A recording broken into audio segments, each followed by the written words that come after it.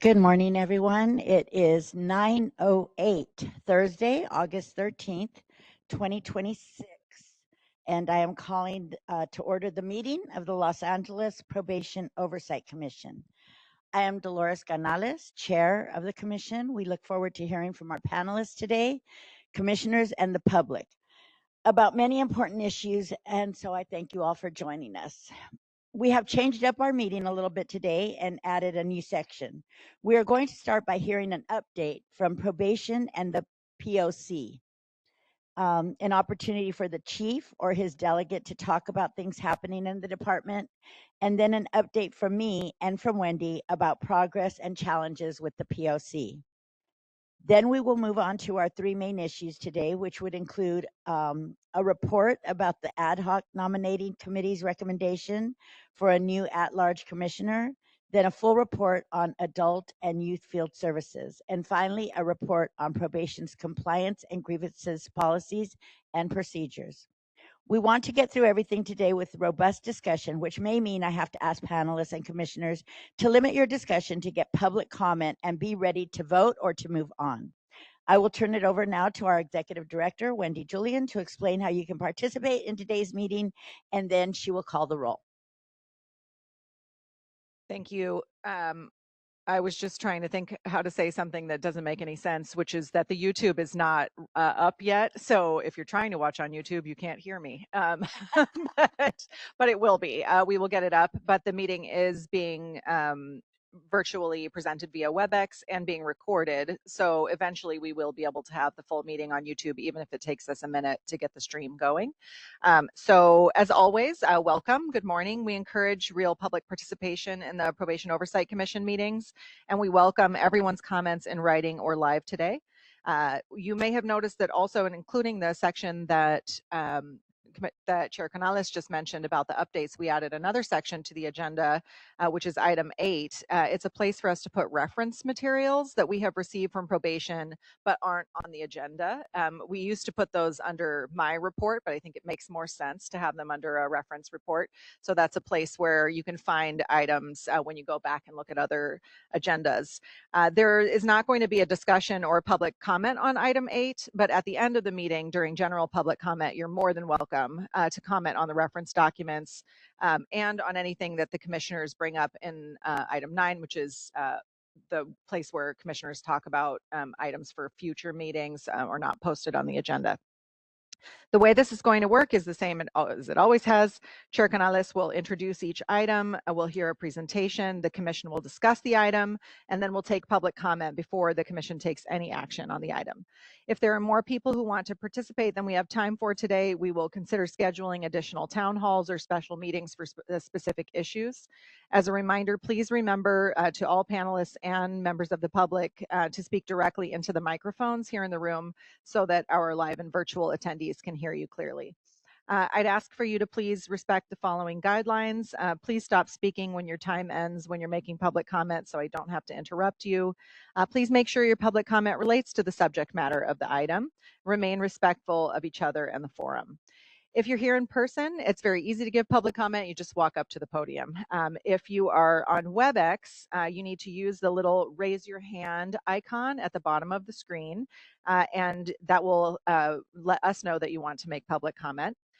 You also can, if you're calling in on WebEx, press *3 on your phone. That activates the raise hand feature for us. And once we call on you with your phone number, you can press *6 to accept the unmute request. If you have any technical questions or can't find the hand icon, please send a chat to the host. All the commenters will have 2 minutes today unless the chair determines otherwise based on the number of commenters signed up for each item. If you'd like to make your comment in writing, and thanks to all of you who already did, we got some great written comments for the meeting today, you can send an email to info@poc.lacounty.gov. Please do not send your public comment in the chat. Only the host from POC staff will see it. The commissioners will not see it, and it will not be logged as public comment since the chat function does not comport with our Brown Act responsibilities. If you need any accommodations today here in the room regarding materials or making public comment, please talk to Janae or Sarah in the back of the room. Again, our meeting is being broadcast live today to our YouTube channel. hopefully soon. But you can't engage with the POC on YouTube. It's just for watching. We encourage you to subscribe to our YouTube channel so you can watch the live meetings, recaps, and recordings of our meetings. Please also follow us on social media, Facebook, Instagram, Threads at LA County POC for more information.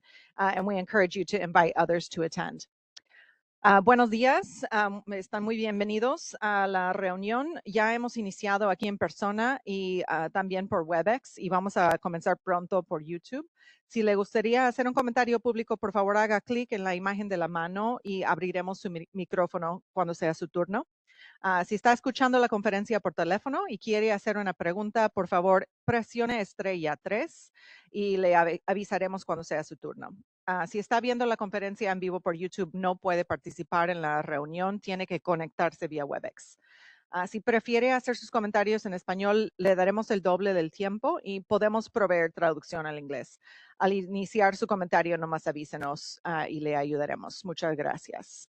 I'm going to call the roll. I'm very excited to say we have a full complement of commissioners here today. Commissioner Brooke Harris, Commissioner Shay Jackson, Commissioner Millie Kakani, Commissioner Don Meredith, Commissioner Sam Prater, Commissioner Tyreek Ship, Commissioner Diane Terry, and Chair Canales. Here. So not only do we have a quorum, we have everyone except for our one empty seat, which we will deal with later today. And I will turn it over to you. Thank you. Thank you, Wendy. So we need to continue the approval of the minutes to the next meeting. Is there any objections with that? No. Okay, no objections. So we're going to have to move agenda item 3 as we are still waiting on some panelists. And right. Yes, the probation representatives are en route. All right, so we're going to move on to agenda item number 4. And that will be an update from the POC, including progress made and challenges encountered since the previous POC meeting. This report will include a vote on the annual inspection of Los Padrinos Juvenile Hall. So we will need someone to make a motion for that after Wendy gives her updates. I also know that Commissioners Jackson and Kakani would like to share some information about recent inspections they made. But again, we will try to keep this short so that we can move on to the substantive items on our agenda. So commissioners, do you have any questions or comments? Yeah. Okay. I'm happy to start with my report and then we can move on to the commissioner report. So I'm excited about adding this section to the agenda so that we can tell you a little bit about what we've been doing. We have been working diligently on the POC annual report. It's not ready for public consumption yet, but very close. Like we almost were ready to share it, but we wanted to give Chair Canales an opportunity to review it one more time in its complete form. So we will definitely have it on the agenda for the September meeting. We also have been actively supporting the inspections of commissioners that are informal inspections, sometimes announced, sometimes unannounced. And I'm very happy that commissioners have taken the time to visit facilities. That is, I think, one of the most invaluable pieces of information that we can use to support the department and the public by providing opportunities for people to have a sense what it's like in the facilities as well as in some of the community activities that probation is undertaking and give high quality informed recommendations. The data and research team has been actively reviewing and working on some fact sheets that will be coming out soon, including some information about girls and gender expansive youth based on new data that we have received from the department.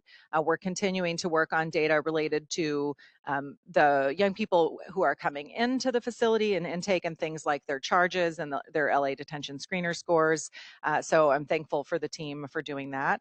I will tell you part of the reason why we have some of the elements of the agenda that are not complete, including the minutes, which is entirely my fault, is because of a lot of work that the staff have been doing on the issue of the subpoena and the outstanding information. So as of now, there is not a resolution on the subpoena. So just to, for the public's sake, there was a subpoena that was issued by the Office of Inspector General after the Probation Oversight Commission passed a motion to direct OIG to issue a subpoena. That is not the first time. It's maybe the fourth time the POC has made that request over the last 5.5 years. It's the first time OIG has actually had to take the step of filing the subpoena, because in past situations, negotiations, for lack of a better word, between the department and the POC have resulted in an agreement on a collaboration on how to turn over information.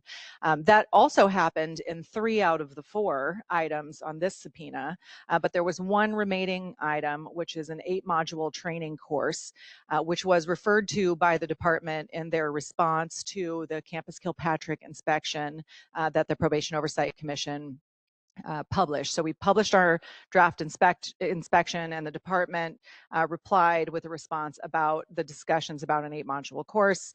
The commission asked for it to be provided, and that is what is the subject of the subpoena.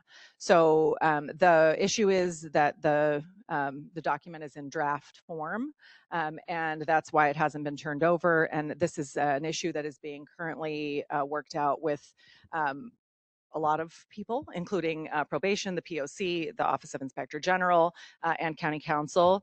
I will say, in my opinion, as the executive director of an oversight commission and not as a lawyer, certainly not in any legal sense, that I really hope that this can get resolved soon. I think that oversight is extremely important. I obviously wouldn't be doing this job if I didn't think so. I also think that the 8 people to my right are some of the most intelligent and genuine and caring people that I have worked with in my 30-year career, who are intent on providing supportive recommendations to improve the department for the lives of the young people and the adults that work for the department. And I think that a collaborative approach between the department and the POC is the best way to go forward, and that on an issue like training, which was a part of a very large number of the PRIT recommendations before the POC even existed, the Probation Reform Implementation Team, to improve training of staff, that this is an interesting topic to be able to test the subpoena power of the POC. And I really hope that it will be resolved effectively and quickly. It's probably too late for that to be quickly, but that is my hope. So that's my update. As far as the Los Padrinos inspection, I will take every opportunity to shout out the incredible commissioners who conducted that inspection, the young people who provided awesome insight, the staff who were open, the leadership of the facility who were prepared for the inspection and allowed us to have a very smooth day, in particular in comparison to previous inspections at the facility, and to the probation department for their response to our inspection report, which was timely, and the tone, I think, reflected real listening and a desire to change and improve some of the inspections. So overall, I think the Los Padrinos inspection represents a big success for the POC and the department. If you didn't get a chance to watch the town hall about it, eventually I'll ask for us to put that in the chat when we can get it done, but the town hall was awesome. And just a special thanks to Dr. Sarah Gongora and Jennifer Ochoa Garcia and the rest of the POC team for helping put this together. That's why this is under my report and not its own agenda item, because of the robust discussion that happened at the town hall. But I will ask for the full commission to approve this inspection so that we can send it along to the BSEC and the courts and the public, although it's been public for quite a while. I would like to note we did make one substantive change, I guess I would call it, which is that we changed one number based on a correction from the department, which is that there were 18 open units on the date of the inspection. It's actually something we had asked a question about and just didn't get the answer in time before we published the draft, but it will be corrected in the final version. That's the only substantive change to the agenda and to the Los Padrinos inspection report. So I would just ask for a motion and a vote to approve that report. And that's all I have to share today. Thank you very much, Wendy, for that update. And yes, I look forward to the training draft, because it's something that we've always been interested in. Early on with the ad hoc committee, I know Commissioner Jackson was a part of that, where we were even attending trainings. So it's always been of interest to the commissioners. And I look forward to getting the document and resolving that. So now I'd like to turn it over to the commissioners for any questions or comments, but I believe Commissioner Kakani and Commissioner Jackson. Oh, yes, Commissioner Terry.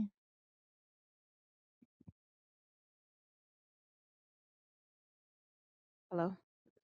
Oh, okay. All right. Related to the LP inspection, I just wanted to flag two things that I think are relevant. One had to do with concerns that came up over visitation, and I feel like, so much progress had been made in really trying to revamp the visitation policy, but because the issues did get flagged in the inspection, I'm wondering if as a commission we want to go back to LP and maybe do some informal observations to see how the policy is being implemented. And so that's something we could do in support with POC staff, or if we just want to take that up. So I wanted to bring that up.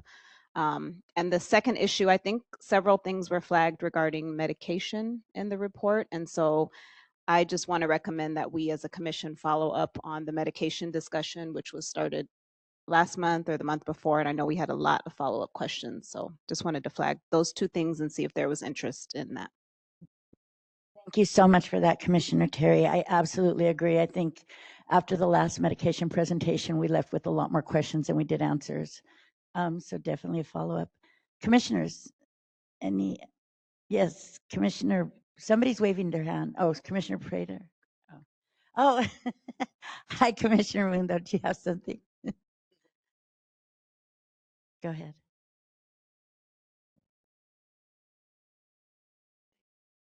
Hello. What's happening? Are we speaking to Barry J or LP or both?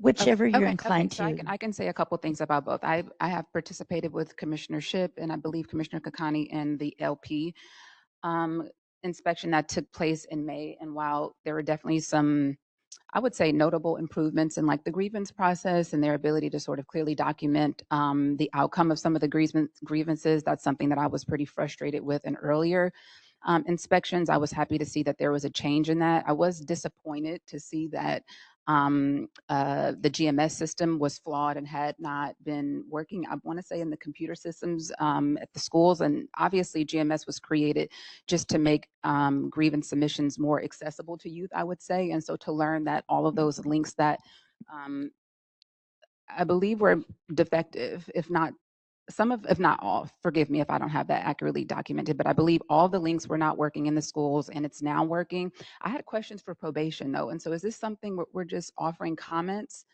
or we don't have an opportunity to have an exchange with them?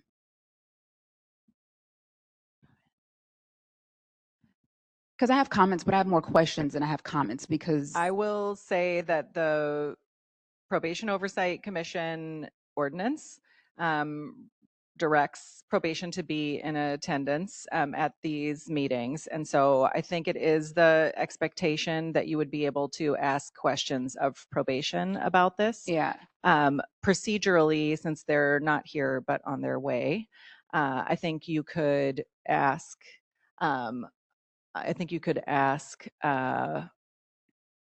to, I'm looking at county council, like hold on this item and come back to it at some point during the agenda to ask those questions for follow-up. Yeah, I mean, I have a couple of questions, but one of the questions that I have has to do with what probation is doing to improve youth's like perception and mistrust of the grievance process. And despite us having like a good number of grievances to review, and it's good to see the resolution there, there's still this ongoing like culture issue where they don't trust the process, and there are potentially grievances that are not submitted in the first place. Okay, well, I'm going to change my mind about my answer then, because we actually have an agenda item specifically about that. Okay. So during which I know probation will be here. And in fact, the ombudsman is already here. So I think during that agenda item, that would be a totally appropriate question that you could ask later. If there are other questions about the LP inspection that don't relate to things that are on the agenda today, that's what we would need to hold for.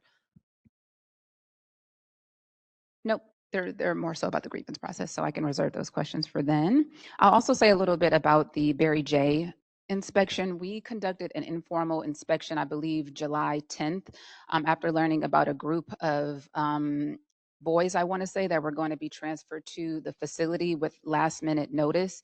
And so Commissioner Kakani and Sarah and I went to the facility to do an inspection and to learn about how leadership was responding to that change. And at the time, I would say that they, what's the name of the, I'm sorry, Mr. Martinez, it seemed like he had the facility under control and had been really responsive to the request to collapse buildings, et cetera.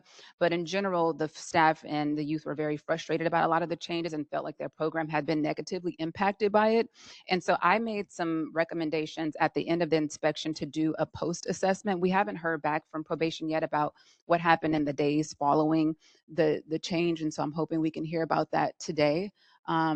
But for the most part, it was a positive visit, and maybe Commissioner Kakani wants to speak to some of the violent incidents that resulted at the time. But that's something that I also want to ask the probation department about in terms of how they addressed the violent incidents that resulted from the last minute move. So that's just like a very rough update for me. Commissioners, Commissioner Kakani.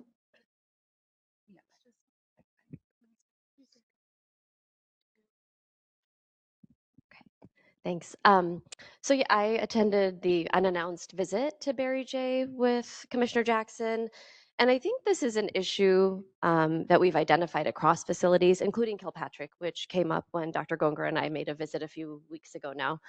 And so sometimes like the department makes choices, right? Whether it's to collapse units, to prepare the transfer of 20 to 30 young people from LP to Barry J. Sometimes it is to put 50 girls in one facility where staff are working 20-hour shifts. That's going to result in dysregulation for young people and the staff who are caring for them. And one of the things that came up for me when, especially when we were visiting Kilpatrick, was it was a comment by a staff member about like, oh, you know, things are changing here because young people are now being held accountable for their behavior. And yes, I'm a parent and I also want my children to be held accountable for their behavior. But if, for example, I keep them up until midnight and expect them to wake up at 6 a.m., I know that they're going to have a hard time regulating themselves. And so if the tone is such that when you misstep, young person, which is what was told to us, that there will be charges filed against you, that's a problem, right? Because they're not entirely responsible for the circumstances in terms of the facility, in terms of programming, in terms of staffing. And so I'm not sure. It was some years ago, I think, when Barry J was closed as a juvenile hall and all the young folks were moved to LP. And we had asked for data around how many young people were being charged with new offenses while incarcerated, how many young people were being transferred to adult facilities because of charges that were incurred while they were incarcerated in a facility that was really struggling. And I just, you know, we talked to a young person who said that she got into a fight, rushed another young girl who called her a horrible, horrible slur. And then that young person was charged with a new crime, right? And so all that to say, I would love to know if there is a policy around when young people are charged with new crimes and what consideration is being given to, again, really trying circumstances for the adults charged with caring for them. You know, I just related to Kilpatrick, Dr. Gonger and I went to the sleeping quarters, and I so appreciate, I believe it was Mr. Arcos who provided the response, but those sleeping quarters for adults are, I don't even have a word to describe what those are actually. We tried to, yeah, so there, at the time, there's a male trailer of sorts and a female trailer, and then there's a co-ed trailer. The male trailer has, I want to say it's 3 bunks on each side, and then there's like a living quarter, and then you have to walk outside to use the restroom. And so, if you're sleeping for 3 hours and you wake up at 2 a.m. to use the restroom, that means you're putting on, your jacket and your clothes, all of that, to weather the elements and use the restroom. And so we tried to climb up to the third bunk. I don't think Dr. Goger was able to make it. I somehow managed to flip my leg over and then barely made it down. But all that to say, like, staff have been expected to sleep there since November.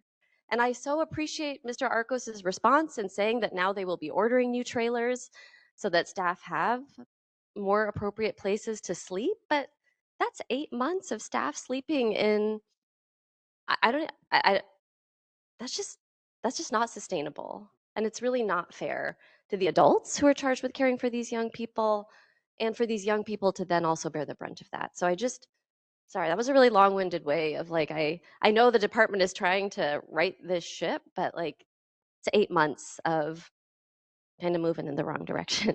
And I appreciate also when we went to Kilpatrick, there were some significant concerns about the food, both quality and quantity. And it's my understanding that the department has decided to terminate their contract or their relation. I don't know what the correct word is.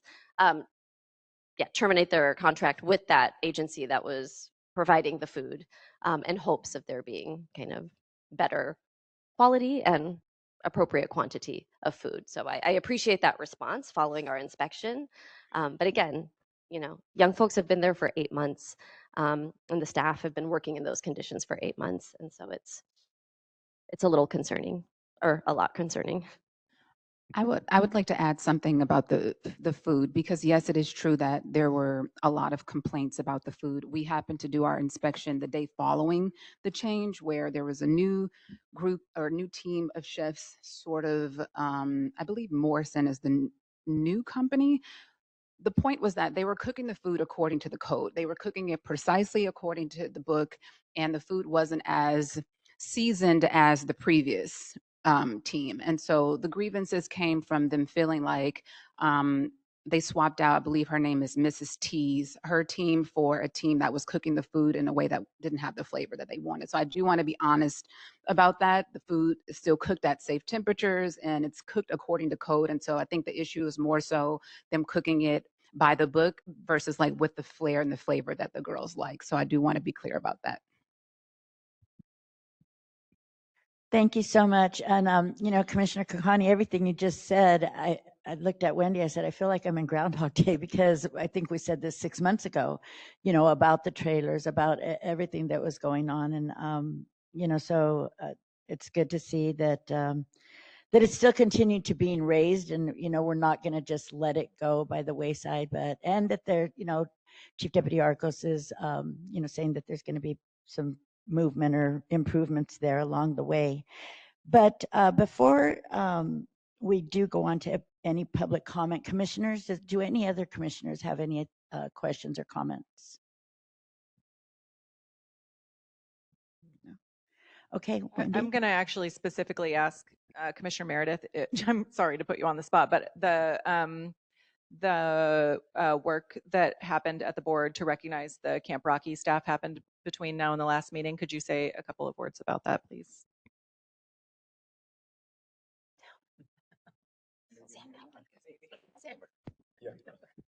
Yes, I just want to point out that about 6 weeks ago, there was a brush fire burning in the San Dimas area towards Camp Rocky.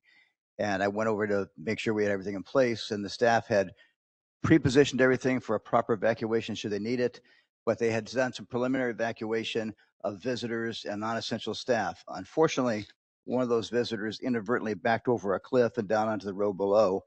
Probation staff and ISD and a few others up there, Departmental Health, all ran down to assist extricating them from the car and rendering aid until such time as San Dimas Search and Rescue arrived. And Catherine Barger and the Board of Supervisors recognized them with scrolls at the board meeting last week for their courage under fire, literally. So they were actually managing 2 reoccurring emergencies at one time, and it was very well handled. I was very impressed. Thank you. Any other questions or comments before we move on to public comment?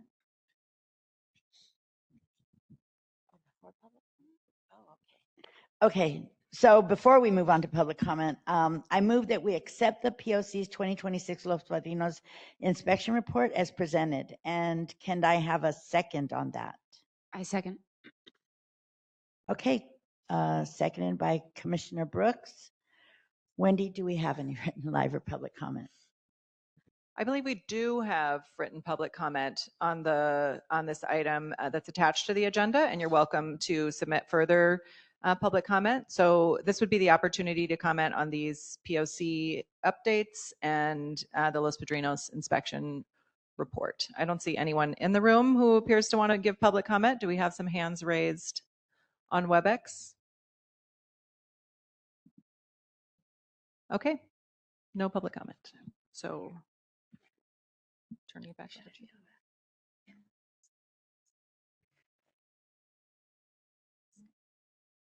All right. I can facilitate the vote. I'm going to facilitate the vote. Yeah. Okay. Okay, I'll go ahead and facilitate the vote. This is to approve the Los Padrinos inspection report as presented, and I'll just again note that there's one change in the number. So please vote yes, no, or abstain. Commissioner Harris? Yes. Commissioner Jackson? Yes. Commissioner Kakani? Yes. Commissioner Meredith? Yes. Commissioner Prater? Yes. Commissioner Shipp? Yes. Commissioner Terry? Yes. And Chair Canales. So with a vote of 8-0, the Los Padrinos inspection passes unanimously. And I will send it back to you.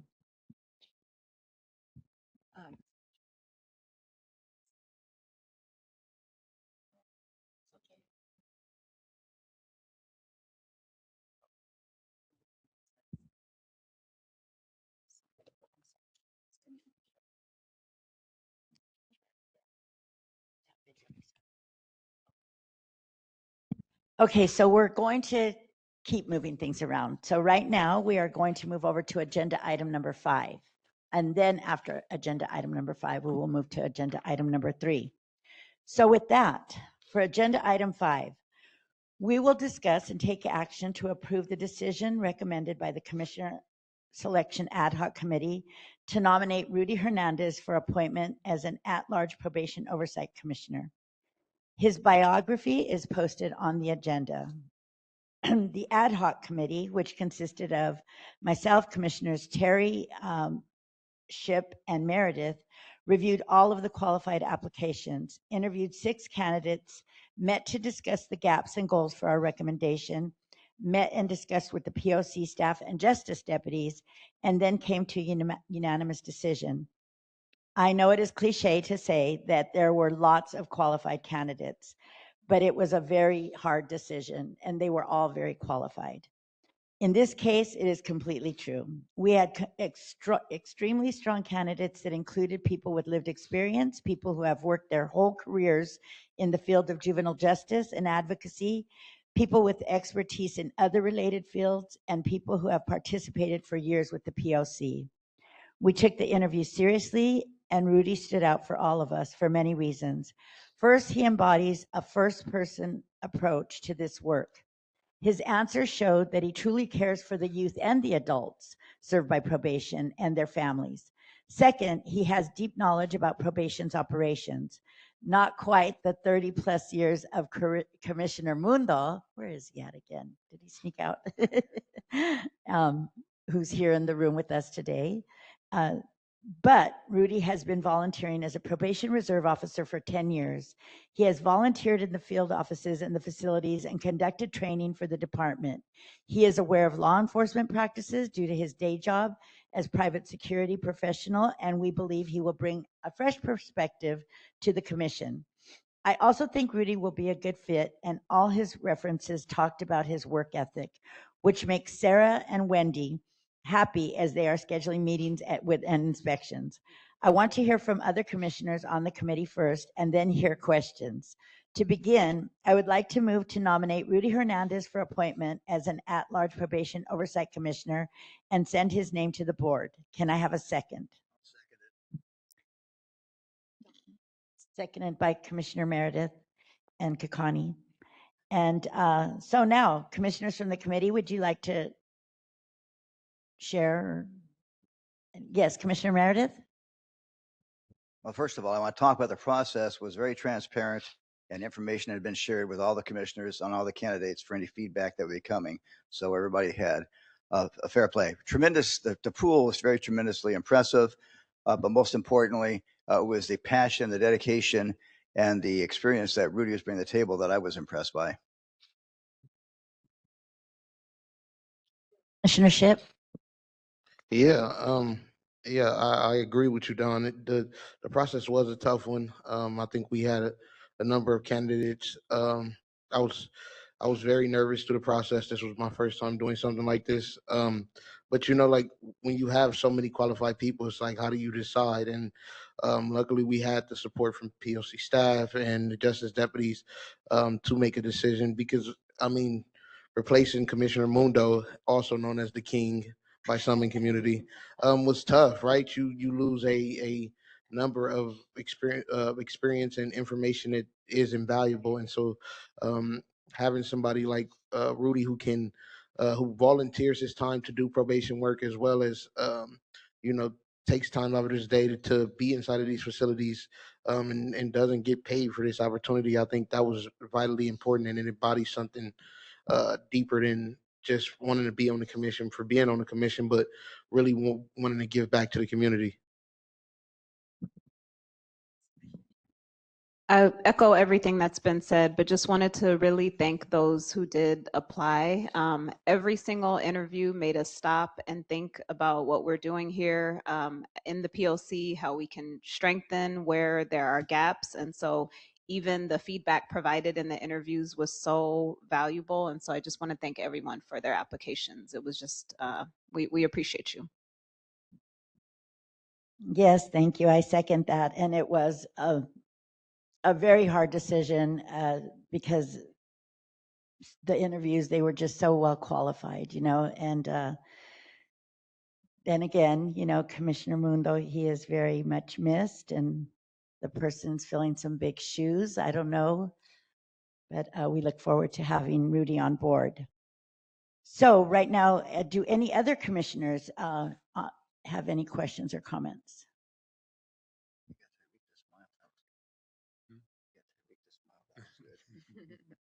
Transparency, we did send the resumes of those that were finalists to the full commission. It was not just us in a silo. We sent all the resumes forward, and when we made our decision, we did ask for feedback before it was finalized. So, commissioners, any other questions or comments? With that, Wendy, do we have any written or live public comments? We do not have any written public comments. I'm not sure if anyone would like to give public comment here in the room. Please approach the podium, use the raise your hand function on WebEx, or dial *3 on your phone. I'll wait a minute to see if there's any public comment. I'll tell Dr. Gongora she has to wait until the board approves Mr. Hernandez's appointment before she can start scheduling him for inspections, but she probably won't. She's not even listening to me as I'm. We're very excited to have a full complement of the commission and looking forward to working with Mr. Hernandez. No public comment? Okay. Okay, so with that, Actually, let me say just the next step is that now that the commission has voted on this, his name will go to the Board of Supervisors and will be put on the agenda for the next regular meeting, which isn't until September 1st. So on September 1st, his name will be there as an at-large commissioner, and upon the board making the decision to appoint him, we will get started with the onboarding process. Oh, I need to facilitate the vote. Yeah, thanks. Okay, no public comment. Commissioners, please vote yes, no, or abstain to the nomination of Rudy Hernandez as the at-large commissioner for the Probation Oversight Commission to send his name to the Board of Supervisors as the nominee. Commissioner Harris? Yes. Commissioner Jackson? Yes. Commissioner Kakani? Yes. Commissioner Meredith? Yes. Commissioner Prater? Yes. Commissioner Shipp? Yes. Commissioner Terry? Yes. And Chair Canales. So with a vote of 8-0, Rudy's nomination is unanimous. Thank you.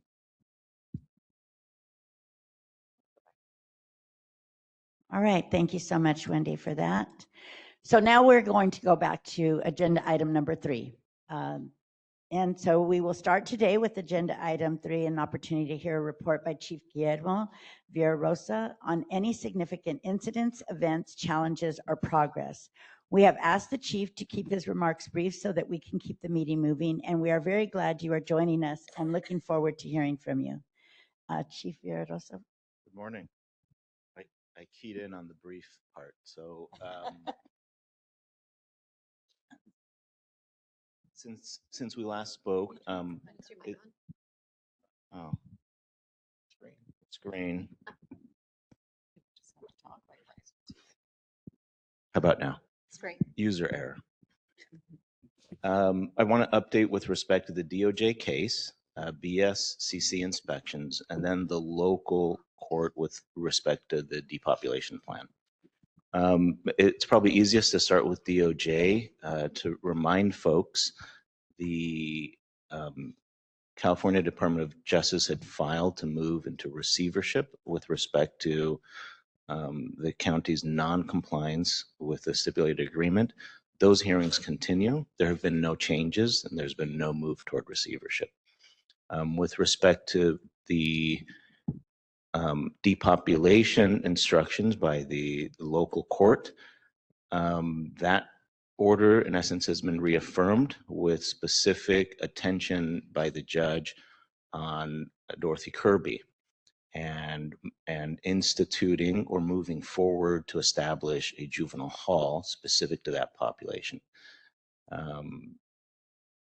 Conversations have taken place with respect to BSCC in terms of what would need to be upgraded or changed to have a small portion of that facility available for approval for use as a juvenile hall. It seems possible. At first glance, it seemed like it would be much more difficult, but it seems like it's going to be within the realm of possibility. And so we'll continue working with BSCC to make that happen. And then to remind folks, that would be consistent with the initial filing with the court that said we would like to establish different campuses for different populations, including a predisposition component for them. So at the conclusion, assuming that would take place, assuming the funding is there, then Los Angeles County would be left with one large facility that would be for predisposition youth, that would be Los Padrinos, and then there would be subsequent facilities for different populations. Nydorf would continue to be specific for those that are with us for long term, so the SYTF, but it would consist of a portion that could take predisposition but identified as SYTF eligible, and then a true SYTF facility. Kilpatrick would be the single location for both predisposition youth as a camp and as SYTF for girls. And then Dorothy Kirby would continue to be specifically for DD youth, those with high needs, and in cooperation with the regional center. The difference would be that it would also have a portion that would be for predisposition youth that have been identified as that could avail themselves of those services. It would then leave the 2 east camps as the opportunity for youth that wouldn't be most appropriate in one of those other camp settings. They would go to the east camps, and there's 2 camps there. That would essentially, we continue moving in that direction.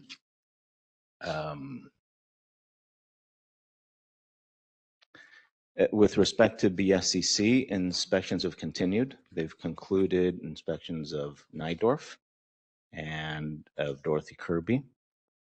We expect the results of those soon, and we're scheduled for the re-inspection of LP next week. So I'll stop there, see if there are any questions. Commissioners, yes, Commissioner Brooke. Harris. Chief, thank you. I have 2 questions for you on the depopulation plan. One is, could you get a little more granular with what needs to happen at Dorothy Kirby as far as facility updates, potential timeline, and and rough budget as you see it, or you've talked about with BSCC of what that would take to get a small portion of that facility up. And my second question has to do with DKC. Also, when you listed what each facility, the population each facility would hold, Dorothy Kirby, you continue to envision that Dorothy Kirby would remain for boys only, for those for youth with those needs, or would you reintroduce girls who also, have developmental disabilities or those high needs as you reference them? No, there are no current plans to change Dorothy Kirby with respect to that. I'm not confident in terms of how much it would cost, to be honest. I've learned some hard lessons on making predictions on what any physical changes to a location would be. What I can say is that the big difference is that I believed that it would require significant physical changes because of the new regulations. But because it's been up and running, it's our understanding that we would have to meet some of the old standards, which would make it easier. Most of the changes have to do with when having the predisposition youth, the changes to, it's already single cell with toilet, so that's usually the toughest part. This has to do with the intake and being able to process, so it's much easier. We've listed it out, I just don't have it in front of me, and it was submitted to the court. Maybe somebody can pull it up for me while I'm here with you, and I can give you some more details. Timeline? That's a tough one because until we get a vendor and an estimate, I just really don't know. But it was no, I really shouldn't guess. Any other commissioners? Commissioner Kakani? Thank you for being here and for that update. Excuse me, sorry. You said that most of the changes have to do with like intake and processes, less so construction, or will there be some construction as well? No, there'll be some physical plant change and some construction. Yeah, it's just not as extensive as we originally thought. And sorry, you've already spoken to the BSCC about those proposed changes or needed changes? Yeah, we're in that process. We've certainly engaged them. It's a back and forth. First, you have the initial conversation, tell you which regulations, then we submit to them our actual intent, and then there's pre-inspection, and so that's underway. Okay, you said there's an inspection, or there will be an inspection? There will be. And you said you provided something to the court. That's before the hearing before Judge Espinosa, around what's needed to be done to Dorothy Kirby?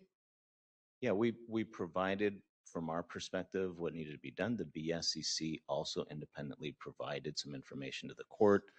The changes presented by the BSCC were actually fewer than the ones that we envisioned. Okay.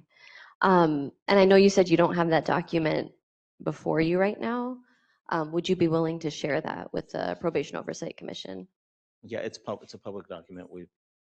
It's not.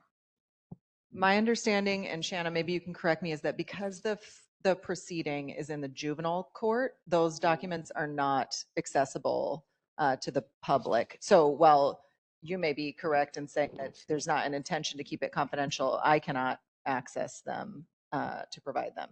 Does that make sense? Shanna, is that your understanding as well? Right. It's unlike the adult court system where I can just go in and pull records down off of a case. Yeah. So with that being said, would you be willing to at least provide the proposed changes to Dorothy Kirby Center to the Probation Oversight Commission? Yeah, just as long as you understand that it is not like we haven't gone out and bid and done renderings, right? It's just what we think today. Right, I understand that. It would Yeah. just be helpful to have like a framework for Sure. what you all are envisioning. Yes. And then, sorry, I had another question. I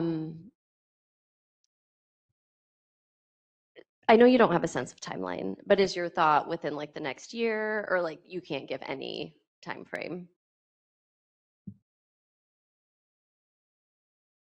I just don't remember. Okay. I only ask again because, again, this is just based on a few visits to Kilpatrick, but the girls who are there, on a suitable placement order are not doing well. It is not an appropriate setting for them.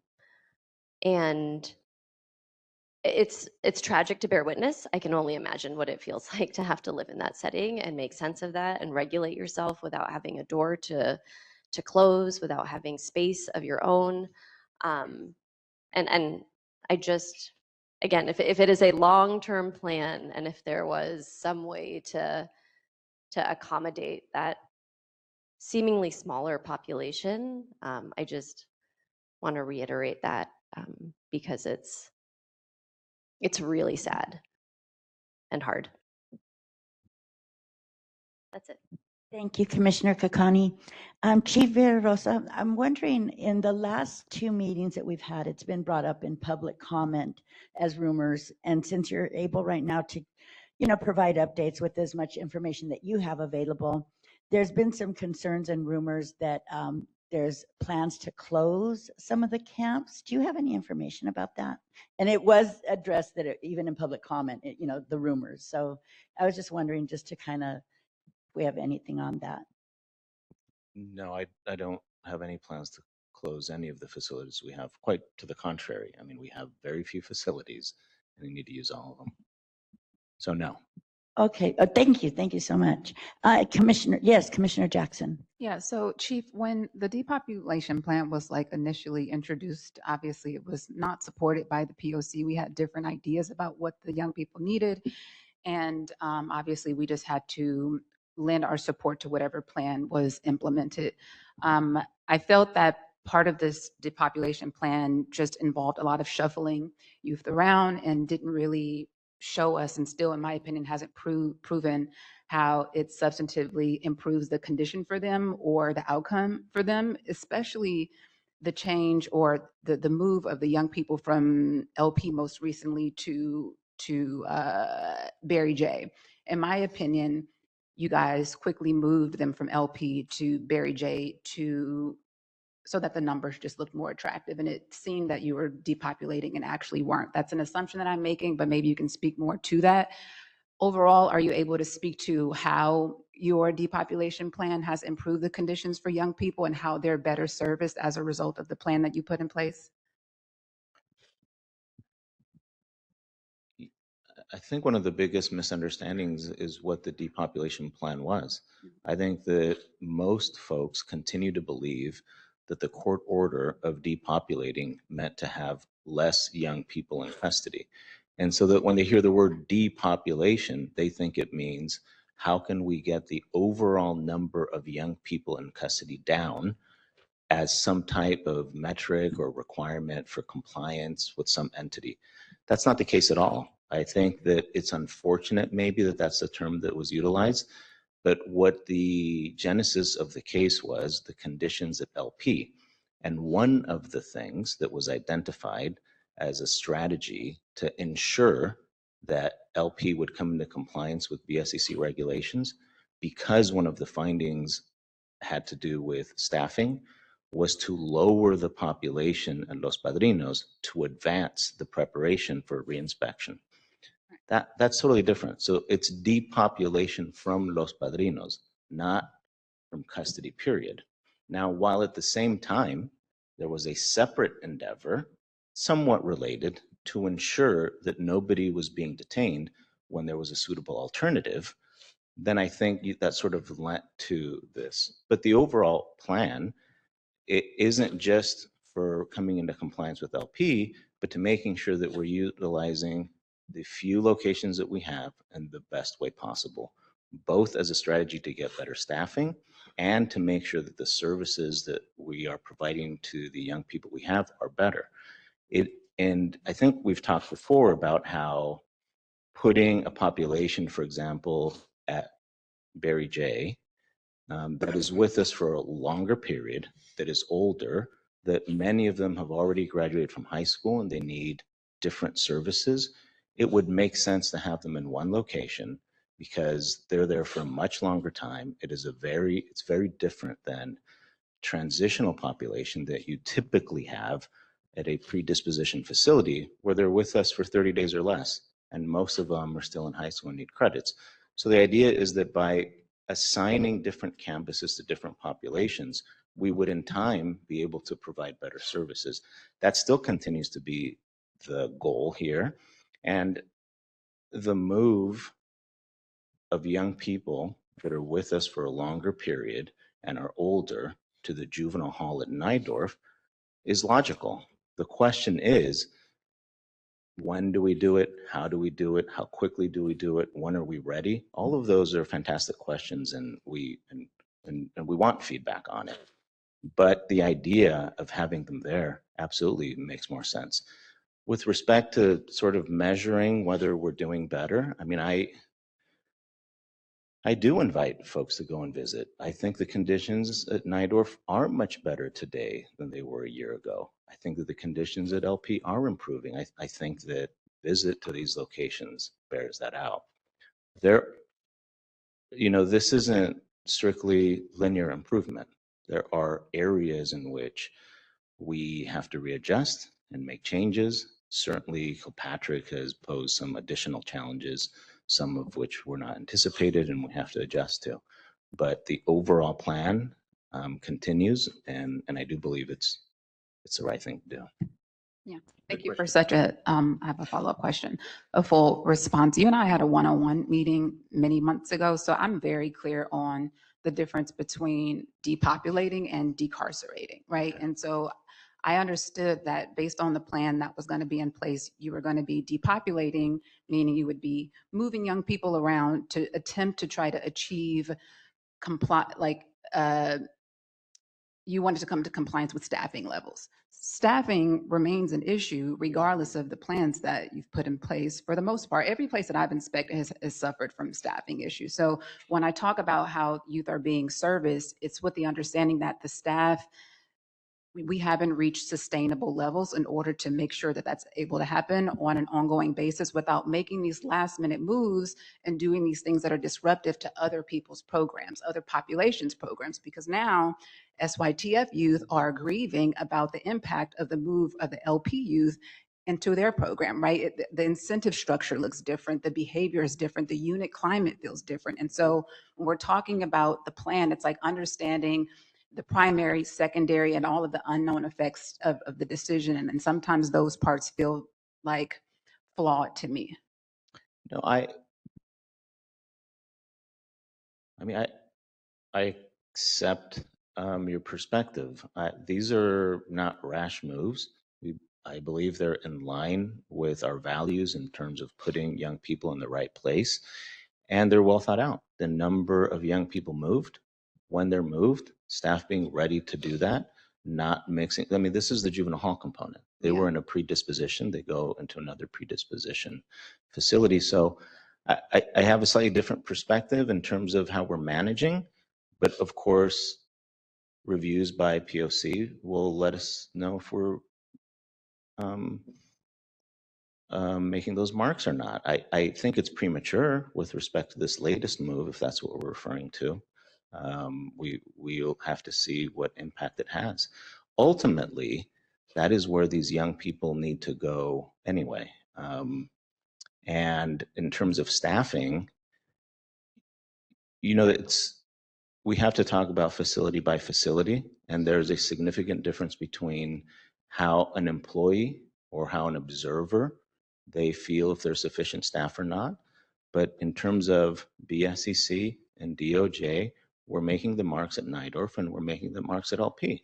And it's because we have a multitude of approaches to matching the needs. One of them was the depopulation plan.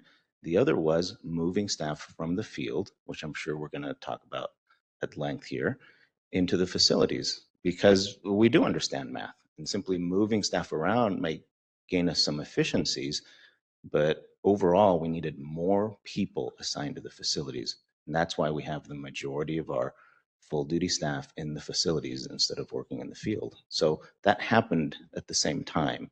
And that's why we know that we're making the required staffing at LP and Nydorf. Whether there's sort of an environment that where staff feel like there's enough of them, or they're not being overworked, or we're not having to hold them over, that's different. I just wanted to make clear that from our perspective, that the legal requirements of having the sufficient number of staff for the number of youth is being met at both of those facilities.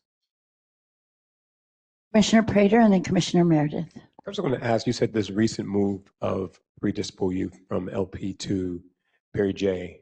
What number is that? I'm hearing that there was 22, or are there 22, 23? Is that the number? 8 young people were moved. 8? How many are pending? That's 8 young people were moved, and we'll certainly notify folks if more are moved. So do you have any insight on this? We're hearing the number of 22 to 23 that will be moving in advance of the BSCC re-inspection of LP. So are more going to be moving? And does that number sound about accurate to your team? That there will be an additional 22 or 23 young people moving from LP to Barry J? I know it would be irresponsible of me to, in advance, let you know who or when they're going to be moved. What I can tell you is that if I can share with you overall how many young people are still at LP that would be eligible to be moved to Nydorf. Whether we're in a position to do that or not is different. And that's why only 8 were moved. And then we hold and see what's appropriate and see what we can sustain and see what kind of staffing we have for it. Mm-hmm. But I think we had an excess of 50, 63 before the move of the 8 that would have been eligible to go to Nydorf. Right. And then the families, I think that part of Commissioner Jackson's sort of like concerns are about the staffing and then really the experience and the programming that folks are going to experience. So I think that's part of the heart of the question. Have families of these 8 and the prospective folks who might be moving over been notified about the change? And that's a very, very different location, right? So all those kind of like precautions have been taken and plan has been made, I'm assuming? They have been notified, Okay. yes. Commissioner Meredith. Okay, being the T-Rex in this commission, going back 25 years, the old commission, this one, I want to point out that years ago, we'd have about 3,000 people in custody. Now we're down to about 674 on a given day, and that's including the adult side that was provided back to us courtesy of the SYTF program. So I just wanted to point out that we have been reducing the populations over the years towards that goal. As much as we'd all like to set them free, we know that's not practical. My question is, and this is just a question for more of clarification for the public, is that we, probation, don't decide who stays in custody. That's the court, is that correct? Yeah, I mean, that's certainly something that has been of major interest to this body is to see if we're on the same page as how many of the young people that are detained are being detained but at the discretion of probation rather than by order of the court. Now, I think we've provided those numbers quite a few times, and the majority of the young people that we have are there because there's a judicial assessment that has determined they need to be there, or because there's a warrant and we're pending. There's a small number that is because a risk assessment has been conducted by probation, and at least for that initial period until they see a judge, we've determined that there is no less restrictive, safe alternative for them. But we continue to say the majority of the young people that are within our custody are there outside of the discretion of probation. Thank you. Just wanted to kind of clarify one last time. I'm sorry. I didn't want to leapfrog anybody. You're good, Commissioner Harris. So there are 63 that are eligible to move in transition from LP to Barry J. And there are 8 that have recently been moved. I guess I want to get clear on if there are 22, and then you don't feel comfortable sort of like stating that number here because it sounds like we might be putting the cart before the horse here. But if 23 or 22 youth were to be moved to to Barry J by Friday, I know we're going to talk at length about the staffing plan and the shift from folks in the field to the facility. Will there be enough staff and programming and support for an increase at Barry J of 30 or 31 in the near future, pre-dispo youth at Barry J? Will the supports and staffing be in place to support that number, if that number hypothetically were to occur? Well, no, I'm not confirming any of your numbers. However, I think I can answer the question anyway, which is essentially the department. I have no plan on shifting young people to a facility with insufficient staff. So whatever the number is that we have at Nydorf, at all times, I have to have enough staff, whether it's +8 or -8 or whatever it is. That's part of the ongoing assessment that has to take place because the population does shift in our locations, and we do have to routinely shift staff from one location to the next. So I guess one of the main concerns or the rumors is that we shift young people without a consideration for having sufficient staff. Usually that comes from the people that are working the location, and they translate that into more work coming our way. But what I can tell you is that we don't look at this once a year and decide, oh, we're behind, we need to staffing. That's occurring in a dynamic fashion throughout the week, every week. Staff is shifted throughout the department to meet that need. Do we need more staff, period? Maybe. I would say that if we have the continuing level of staff not working or unable to be full duty, then we need more staff. Absolutely. And we would need more staff in every area. That's true. Yes, Commissioner Jackson. Chief, I can appreciate the confidence that you have in being able to reach like adequate staffing levels. I will say that after interviewing numerous staff members, I feel like you're able to reach those numbers to their detriment. Many of them are exhausted and their welfare is a concern to us, right? They're working doubles, they're working overtime. And so yes, you're able to reach those levels, but it seems like this sort of issue is going to be perpetuated because inevitably they're going to burn out and levels are going to be compromised again, and we kind of arrive at the same place. So yes, your strategy sort of seems to work on its face, but it feels like false confidence, understanding that it's only a matter of time before we face the same issues. That's what it feels like to me.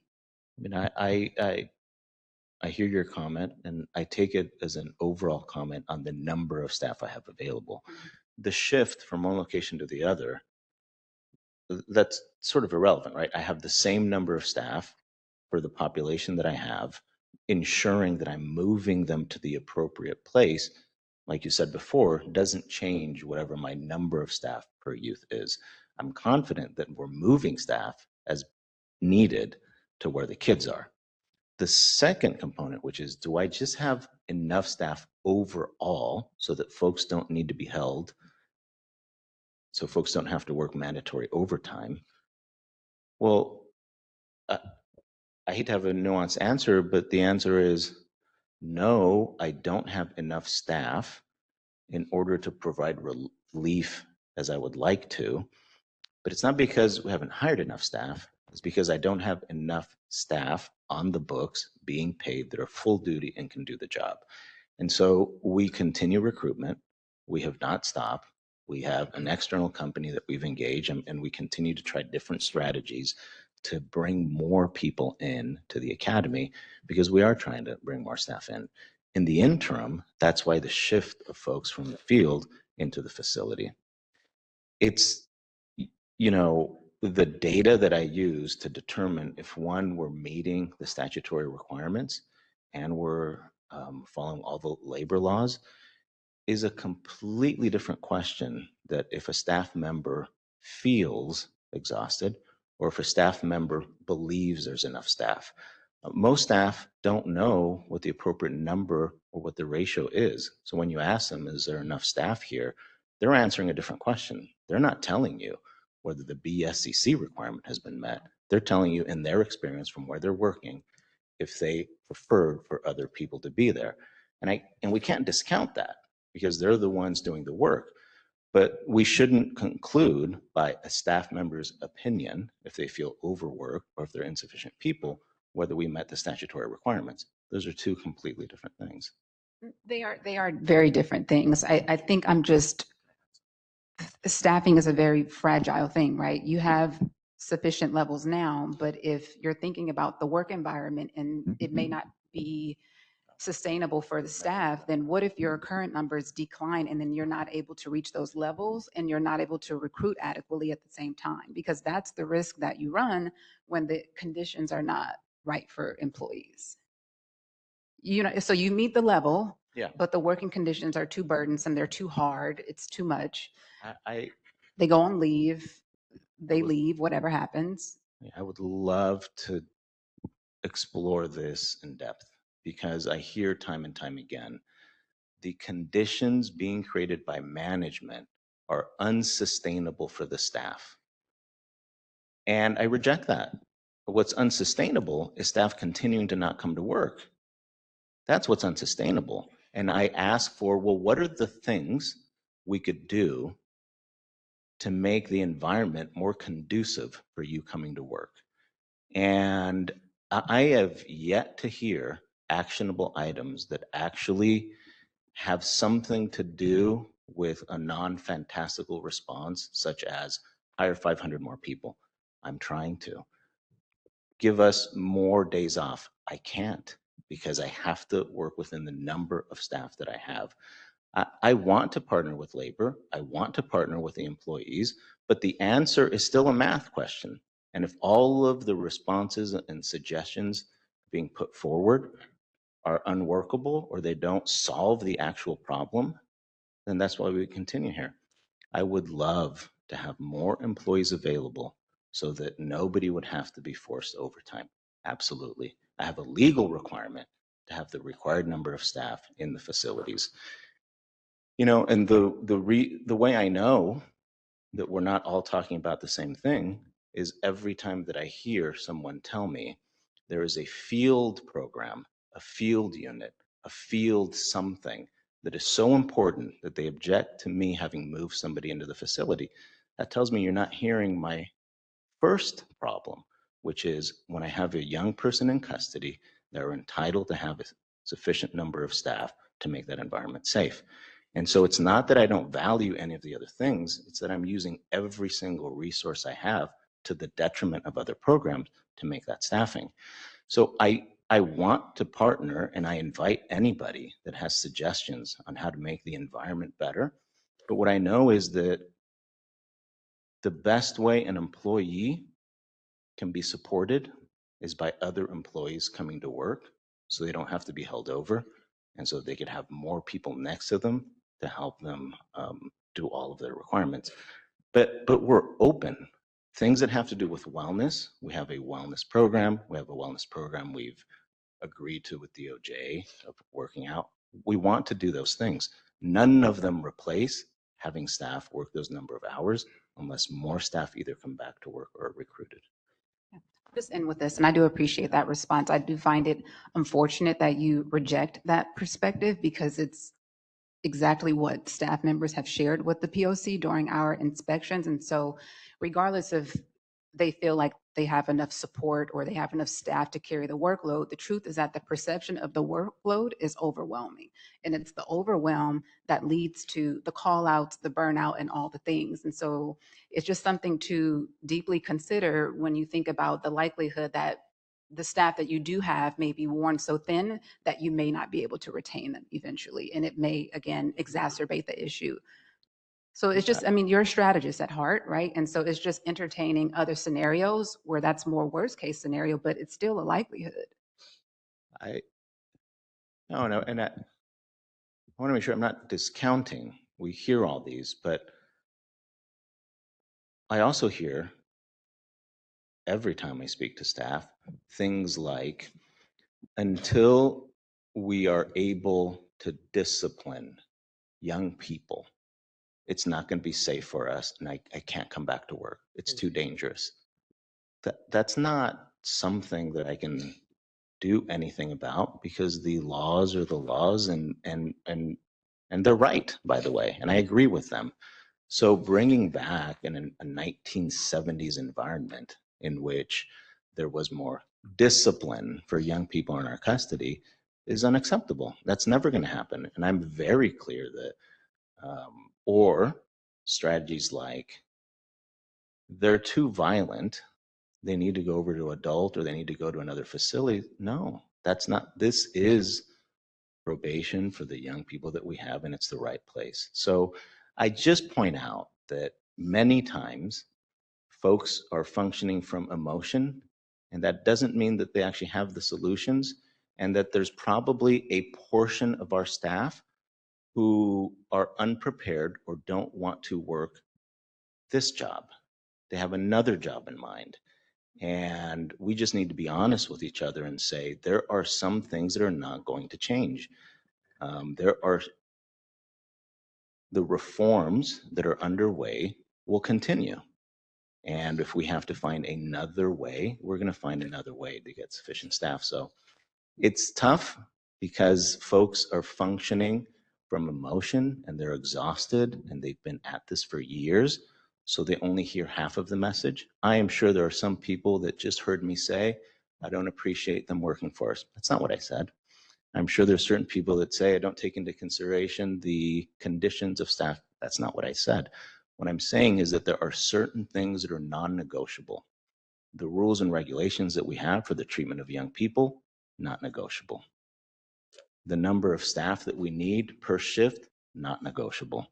The fact that the priority is the halls and our in custody versus the field and all of our other operations, also not negotiable. So if we can work within those parameters, I promise you, we're open to suggestions and willing to pivot. If the strategy or what I decided didn't work, we will pivot to something else. Thank you. Thank you so much. And I really appreciate, the in-depth conversation about this, because we have seen in the past with the moves, it brings chaos, incidents of violence, a lot of confusion and frustration for the youth and the staff. So, just continuing the conversation on how we can enable these processes to be more smoother, where, we're taking into consideration the mental health of the youth and the staff, the preparation with advance notice. And so Commissioner Shipp, I believe you had a comment? Yeah, just a quick question. While I understand that, the department deals with a bunch of day-to-day issues that pop up and have to address them, but I think it is super important for us as a commission, as other people, staff, the board, everybody. Could you just give us and briefly just tell us about your long-term vision? Like, what are we all doing this for or in service of? Like, what do you believe the staff are driving the boat to? Is that less youth inside of a facility? Is that a more structured approach to probation? Like, what do you see as the chief, as the top executive inside of the department, as your long-term vision and where you were taking the department? Yeah. Good morning, commissioners. Before the chief answers your question, Commissioner Shipp, I just wanted to circle back a little bit to the question about the movement from Los Padrinos to Barry J. And I just wanted again to give it some perspective with the youth that are moved. Technically, to Commissioner Prater's point, they are predispo. Predispo average at Los Padrinos is anywhere between 23 and 30 days. The boys that we were talking about have been at Los Padrinos over a year, over 3 years, over 5 years. So it's hard to equate that to being a predispo youth, but it is. That's the law. So they are. Many of those boys I know personally from being in those units, and I've heard them, as you have as well, their voice asking for different type of programming that they hear is at Barry J, the barbering program, the recording studio, the soon to be the dog training. That's where they want to be. And they know that it gives them a better advantage, a better future. So those things are taken into consideration. It's not done impulsively and knee jerk to lessen the load at LP. And there are many more there that needs to have this addressed. So we hear them, and we're very thoughtful and mindful in discussing this with those boys, having town halls, with the Barry J staff that came to Los Perdinos to talk to them. The boys were moved with LP staff in the vans with them to help assimilate them and get into their rooms. So there were things that we put in place. Some lessons learned that when we opened up the Barry J Juvenile Hall last time, we had some issues. So we were really putting that forward as making it the best transition possible for the boys. So I just wanted to make sure that that kind of got heard. Again, I think you probably already know this, but I wanted to make sure that you know that we did put a lot of thought into the move and the timing of the move. So, and I'll have Commissioner Shipp speak on that. Can I just quickly ask, because the timing of the move was the main issue. It makes sense. It has logic. Like you're putting the pre-dispo boys there that have been there for a long time with the SYTF youth. Yeah. I believe they were notified, was it 5 days before or less of the move? So I was just trying to, and it caused a lot of problems. It was chaotic. So if it was well planned and well thought out, it didn't feel like that at the time of the inspection. And that's the part that was more problematic. And I just want to sort of say, in addition to Mr. Arcos, that was the response I was looking for when I was asking the question. It sounds like the intentionality, it sounds like the thoughtfulness was delivered. I think that the execution of it sounds like it might have been a bit sloppy, but I'm wanting to sort of like be assured that if there are like here that, you know, and I hate to, it feels really kind of unprofessional, sort of like to be dealing in trading in rumors, right? It just feels like it is beneath this body to kind of come to this work in that way. But if that is the number that we're hearing and hearing that it's going to be happening rather soon, I just want to make sure that that the intention is there, that that the reasoning sounds sound, but that for all the things that you just named. And when I was asking the question earlier, that was the response that I was looking for. And I know that you can't confirm. And that's not no shade towards you. I give you a Chief. whole answer. No, but that not in that way. And I know that properly in your mind you believe that you gave it in that way. I'm just going to say, as the listener, it wasn't. That's not how it landed with me. And so, but I just want to say that, like, if that is the intention, which I can appreciate and respect, I just want to ensure that there is adequate staff to support those needs, and perhaps the needs of folks who are predisposed may be unique and different to those who have already been sentenced and are serving their baseline. I just want to make sure that we are being careful and thoughtful about that, given that it feels as if the 8 that were moved happened in a way that felt a little bit haphazardly. And so that is what I want to be assured. No, and it wasn't. And by the way, no time or place like the present to deal with rumors. I mean, sometimes they're the most difficult and caustic, and it's just better. Just ask them. No matter how many attempts, I can't give you a number. We're not going to be able to do that today. But I think what we're telling you is that, no, this isn't a last minute thing that wasn't well thought out. If there is a rumor or a question of when it was done, we've been prepared to do it, but we held in place because of inspections, as we should. And so that's the timing that you're saying. Inspections concluded there, and so then we were ready to proceed. Yes, thank you. Any more questions before we move on? Oh, there was a whole question. That's right. I apologize. Okay. It's because I was told to be brief, and it's not happening. Okay. So the vision remains from 2.5 years ago, but I think if I've said time and time again, we've had these challenges that require my and the department's attention, but in small ways, the department continues to move toward this vision in which we have a multidisciplinary approach, multi-departmental, and based on family dynamics and how we approach the young people and the adults that we have with us, with really just one thing in mind: what opportunities can we provide for that person to choose to self-actualize? And then ultimately, for us to be able to measure which of the strategies are leading to a reduction in recidivism. And that's the big picture.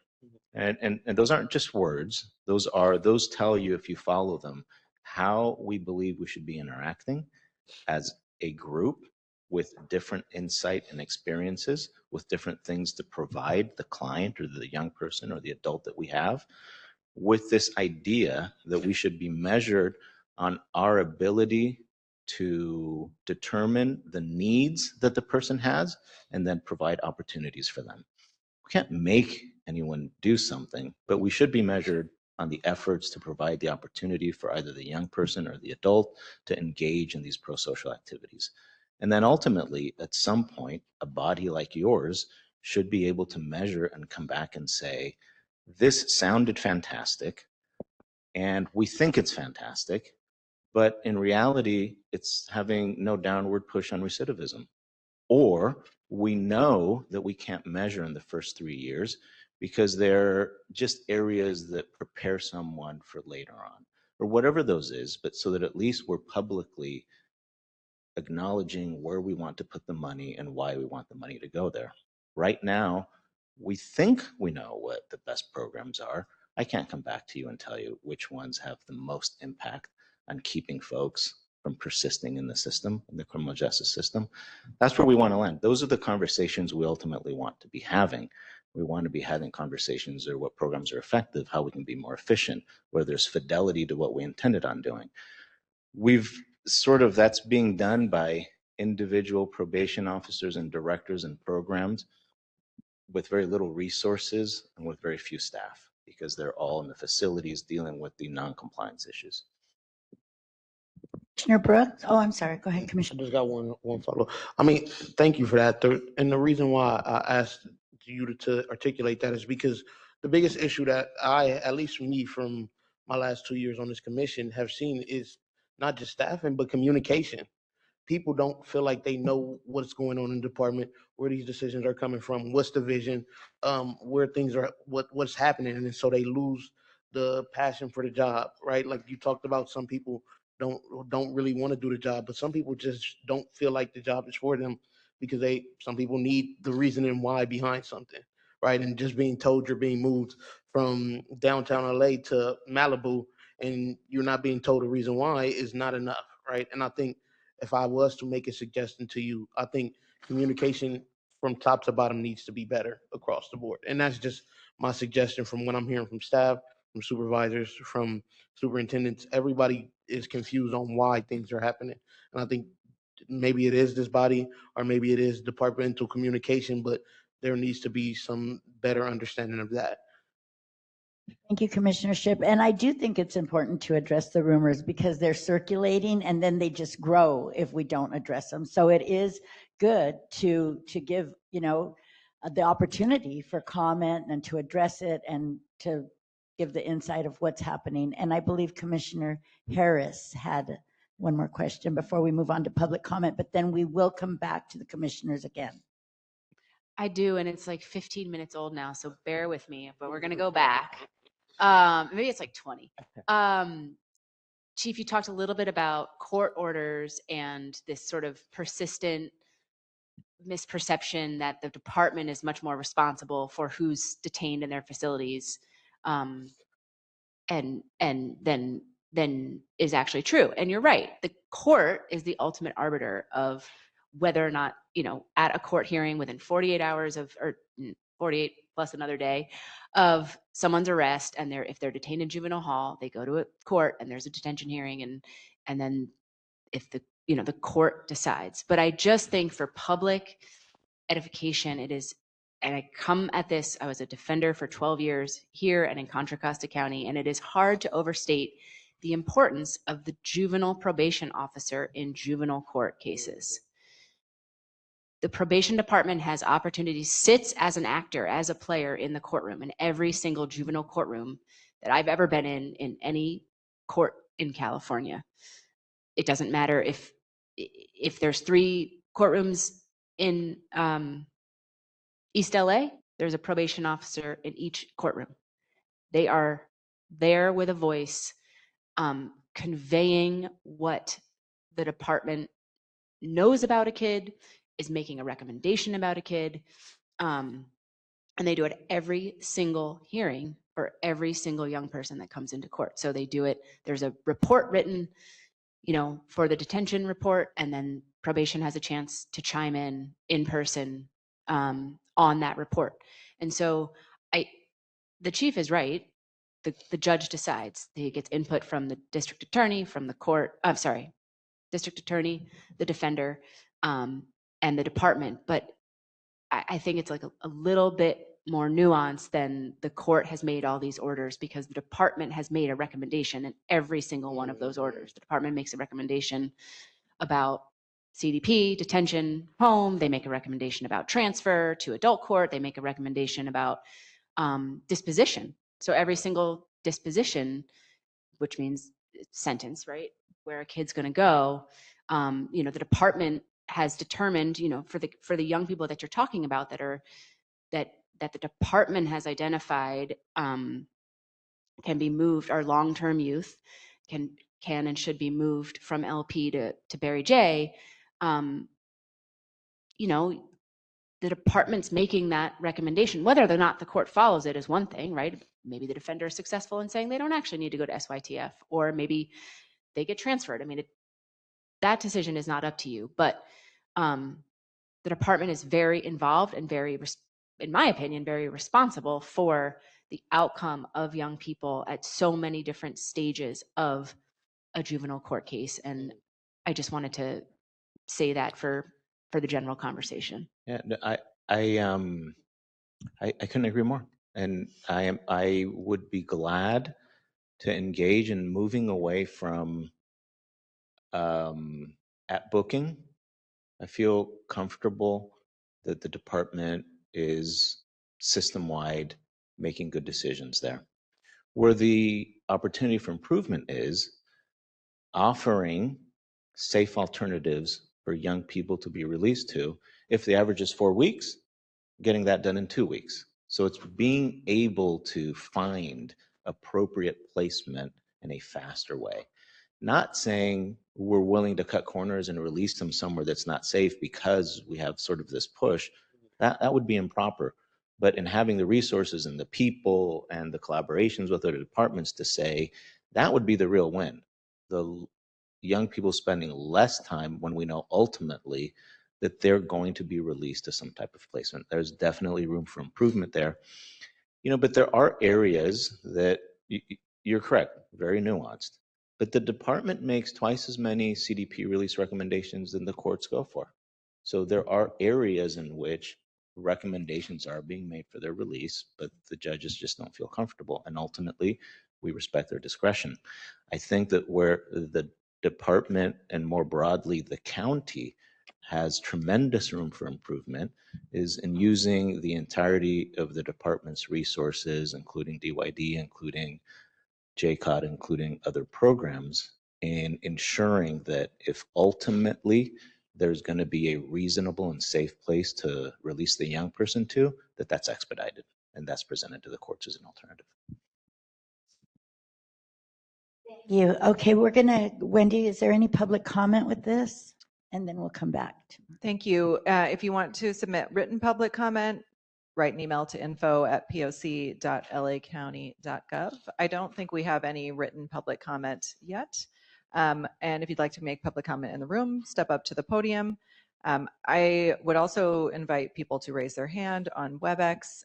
And if you don't make public comment today, I think I speak for Commissioners Canales, Terry, and Ship, the officers, that we'd love to hear your feedback about what you think about this change in the agenda and having the updates. So please feel free to give me a call or send me an email and tell me what you think about the change in the agenda.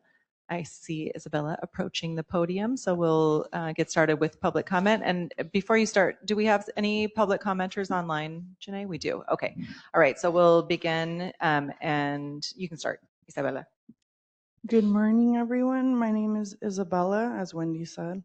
I'm a formerly incarcerated policy associate with the Anti-Recidivism Coalition. Sorry, I haven't given public comment in a bit, so. Where I work alongside formerly incarcerated and system-impacted people, young people, families, and community partners advocating for meaningful policy change. I've attended these meetings consistently for about 2.5 years, so I think I've earned some kind of frequent flyer status, maybe. In all seriousness, I come into these spaces believing in empathy, accountability, and understanding all sides. I recognize probation's work is difficult, but partnerships become difficult when meeting after meeting, families and advocates ask questions, sometimes very basic ones, and repeatedly hear, "We'll get back to you. We don't have that information," or "We can't answer that right now." We're talking about young people. They may not be your children or mine, but they are someone's children. I've heard that youth need more discipline and accountability. I agree that both matter, but they have to exist at every level of a system. And I want to acknowledge the officers too. Between work and my commute, I'm away from my children almost 13 hours a day, and that is difficult. I cannot imagine being unexpectedly required to stay at work for 16, 20, 25, or more without having a choice. The officers who continue showing up through those circumstances, treating young people with care and maintaining consistency deserve recognition for that. But unsafe facilities will not become safe through discipline alone. Safety requires mutual accountability. It requires consistency, care, communication, structure, and respect from youth, officers, leadership, and community partners.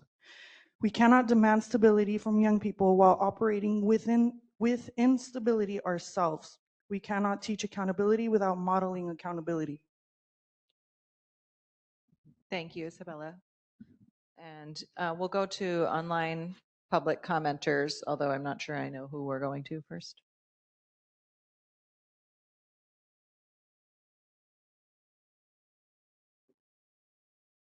Oh. Bear with us. As we're waiting, I'll say what I forgot to say earlier, which was to lift up something that the chief said about the sharing of intake data. Not only has it been shared a few times in the past, it's now being shared regularly on a monthly basis with the POC, which gives our data and research team an opportunity to look at trends over the past few months where we've been receiving the report in a similar format. And also, we've been able to have conversations with the team at Probation that's providing the data, which allows for better analysis and reporting overall. So it hasn't been just a few one-off sharing. It's actually turned into a very, in my opinion, effective, regular sharing of that data. We have who we got? I can't. Okay, go ahead. Do I go ahead now? Hello? Okay. I think it. Okay. Introduce yourself before we start. Can you please introduce yourself before we start the timer, if you wish? Yes, this is Alexis, and Alexis B. For POC, Julian, and Canales, I don't understand why you're allowing the department to continue to lie to you. I don't understand. If the chief really wants suggestions, he should return phone calls and emails. I've reached out, and he allows his secretary to shoot people. If you want a suggestion, put on a blue shirt, go in the halls, and actually give maybe 1 out of the 20 work days a month, and be on the line, and you'll see. I don't understand. Everyone wants kids to be disciplined. Accountability is needed on all levels. For the kids, the staff, executive management, everybody. Defend your staff. Make people feel like you really like them. You have staff at home that could be at work with restrictions, but you don't want to allow them to come in. You've been here all these years already, and there's really been no change. Like, can you really identify what you have accomplished? It's been pretty ineffective. And if you don't like this department so much, why do you stay? Why be stubborn? Just help your staff, support your staff. Accountability is needed for everybody, and you can make this better. I've researched you. You're a pretty smart guy, but it's not coming across. It's coming across like you're vilifying your staff. And there's a real strong separation between executive management and the line staff who's doing the work. just reach out and help them, bring people back to work. Not blaming the officers for what's happening. Accountability, accountability, accountability is needed, not discipline, accountability. Thank you. Any further online comments? I just need you to tell me their names. Hello, hi, my name's Evs. Oh, okay, can I begin? Yes, you can begin. All right, thank you. I honestly, I'm still like broken if I should read what I wrote down or just say what's on my heart. Uh, I guess I'll go with the latter. I'm so saddened by this, like just this one agenda item. As a person who experienced juvenile hall, um, the entire conversation is such a like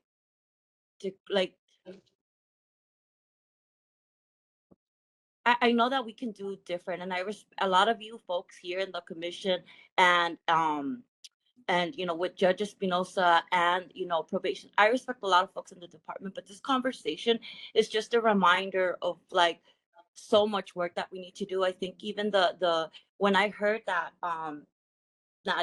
there's no discipline, that discipline is needed. I mean, it's my understanding that unfortunately the discipline is being incarcerated, right? So probation failing to address social issues, and all these excuses and all the it just the entire system is not conducive to address our social issues, right? The ways that we're still trying to legitimize like processes like probation to, and this is nothing personal, please. I understand that some of us work at probation and we feel like it's our heart to defend it. I'm talking about as a community. We really need to stop using state sanctioned violence as a way to address our social issues that are already exacerbated by violence in itself, right? The same state violence. And I just really hope that instead of just showing up to these meetings or being quote unquote pragmatic, we actually put some heart into these positions because our communities needs it. Thank you. Thank you. And we will end with Cornelius Pettis. Welcome, Cornelius. Hi, good morning. Just really quickly, I'm looking at the June for probation. They hired one account clerk, 0 officers. For that same month of June 2026, 19 officers are retired. And I also want to address the chief on, it was insulting to the public and also to Probation Oversight Commission that we don't understand depopulation. If 100 minors are moved from LP to Berry J, the total number of incarcerated people remain the same. I mean, it's just no two ways of saying that. I appreciate your time. Okay. That's the end of public comment. May I? Okay. First, Tyreek, I really appreciate your question from the chief on restating his goals. I feel that one thing that I've been consistently asking for over the years is like the presentation of a strategic plan. It's the North Star of the department, and we've really been wanting to see something like that in writing. One thing that feels very clear to me is the lack of buy-in from the people who are under you, chief, and perhaps your leadership style not exactly being aligned with the needs of your staff. That's what it feels like to me, perhaps a lack of visionary, transformative leadership. And so if you could speak more to maybe your leadership style or why you feel that there's this sort of perception of your line staff not having the buy-in that you need in order to have a healthy workforce. But yeah, I appreciate you restating your goal at the very least.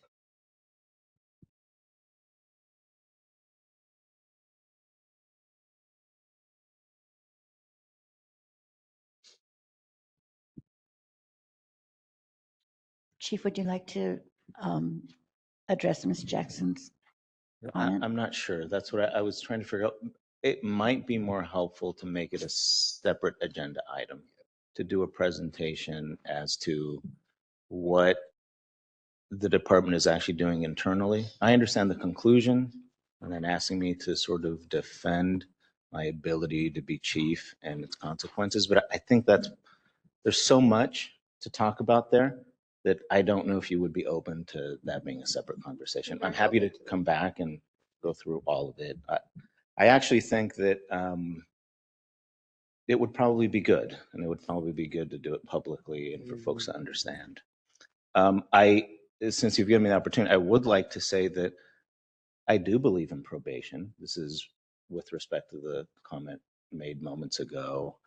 I do believe in probation, and I do believe in probation officers. And actually, the entirety of what I've done since I've been here is to actually ensure that LA County continues to have an appropriate probation department, because it's sort of the interstitial pieces to the criminal justice system, but differently than it has in the past.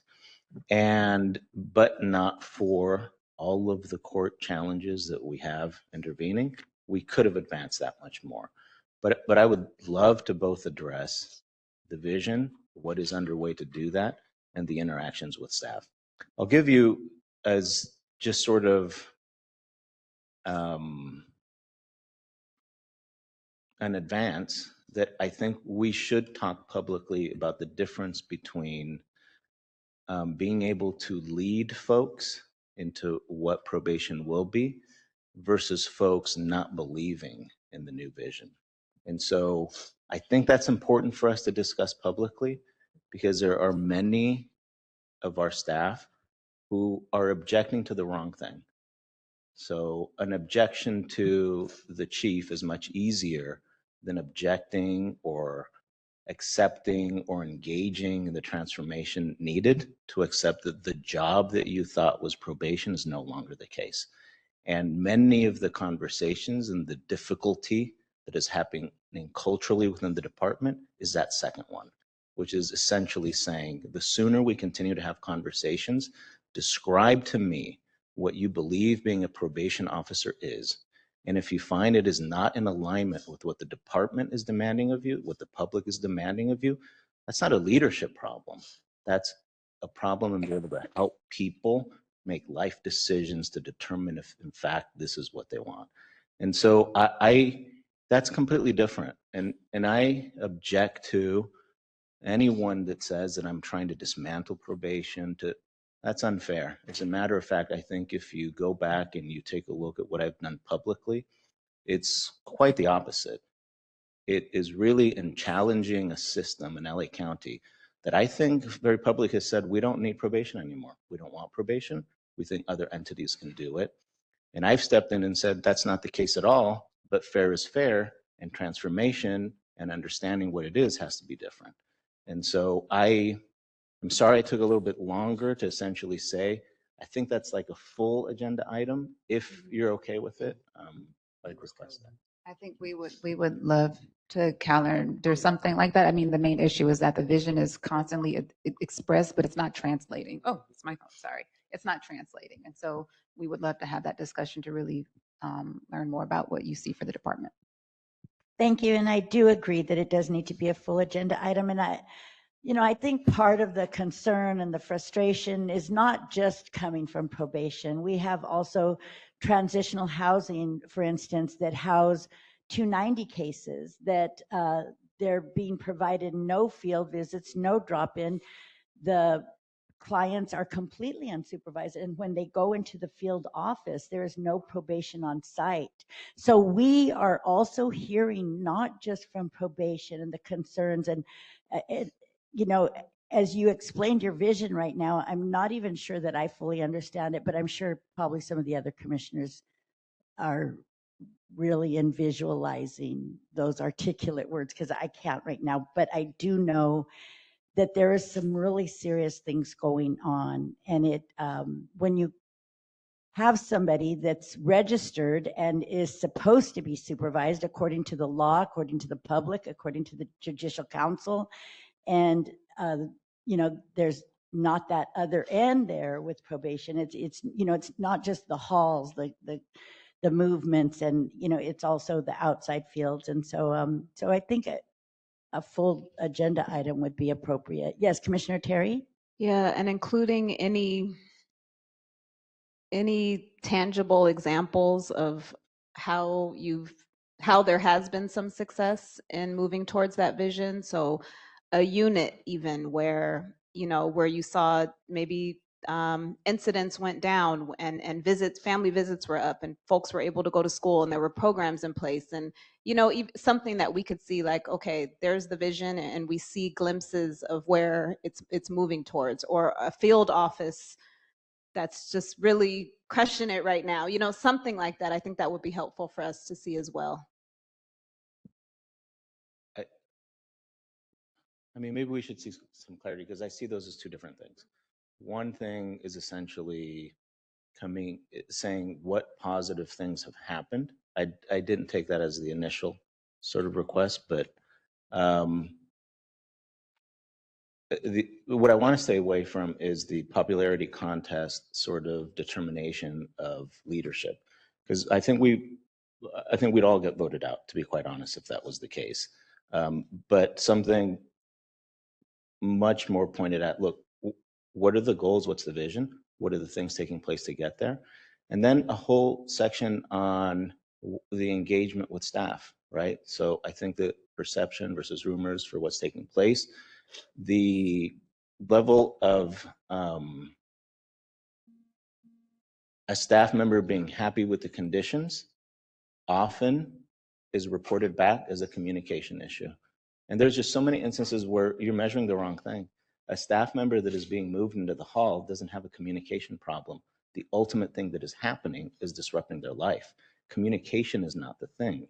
We have communication with our staff. It's reported back as, folks would be fine if you just engage them more. That's not true. There are some things that are just tough, and communication doesn't overcome that. But if we can show you how those are taking place, irrespective of that secondary acceptance or outcome, I'd be happy to do that. There are many things and many improvements, and maybe we could think of a way to highlight those for you, but it is shocking the difference between even a year ago and our drug interdiction policy in our programs. The fact that we were in a very different place in Nydorf and some of the other facilities in how porous it was for illicit drugs to come in is a completely different reality today. That is because of changes in interdiction policy that happened in the department. That's an incredible change. It goes to the safety of both the young people and the staff. There are many examples such of that, but maybe let's think about a way of highlighting those, maybe if that's important to the POC, but we wouldn't continue going down this path if we didn't see the improvements that are taking place. We have a completely different internal affairs unit that I can publicly say functions with integrity, and if there is a report, they, in a very professional manner, take that information and you can believe in that outcome. That is incredibly important for this department and moving forward. There are many things that are taking place. The use of force when I came into this department was essentially unaddressed.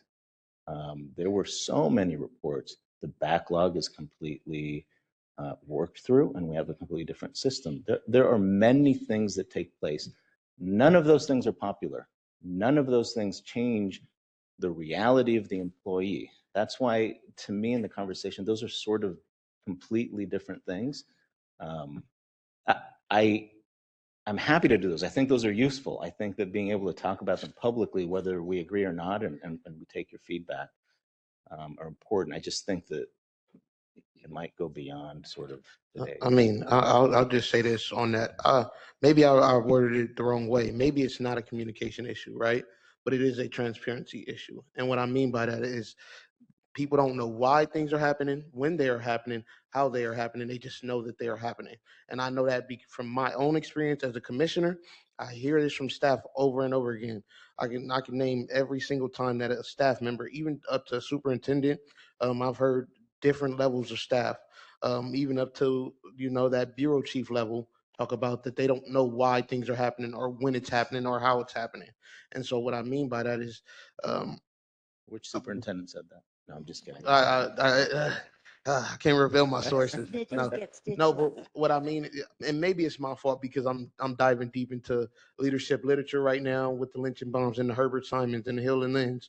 But all of them talk about legitimacy as being a way to build buy-in, not buy-in just only from your staff, but community and departments. And so I think that's what I mean when I say my suggestion is that we need to communicate better, is that we need to be transparent as possible and give our staff everything that they need to actually make a decision on whether they want to be a part of this department.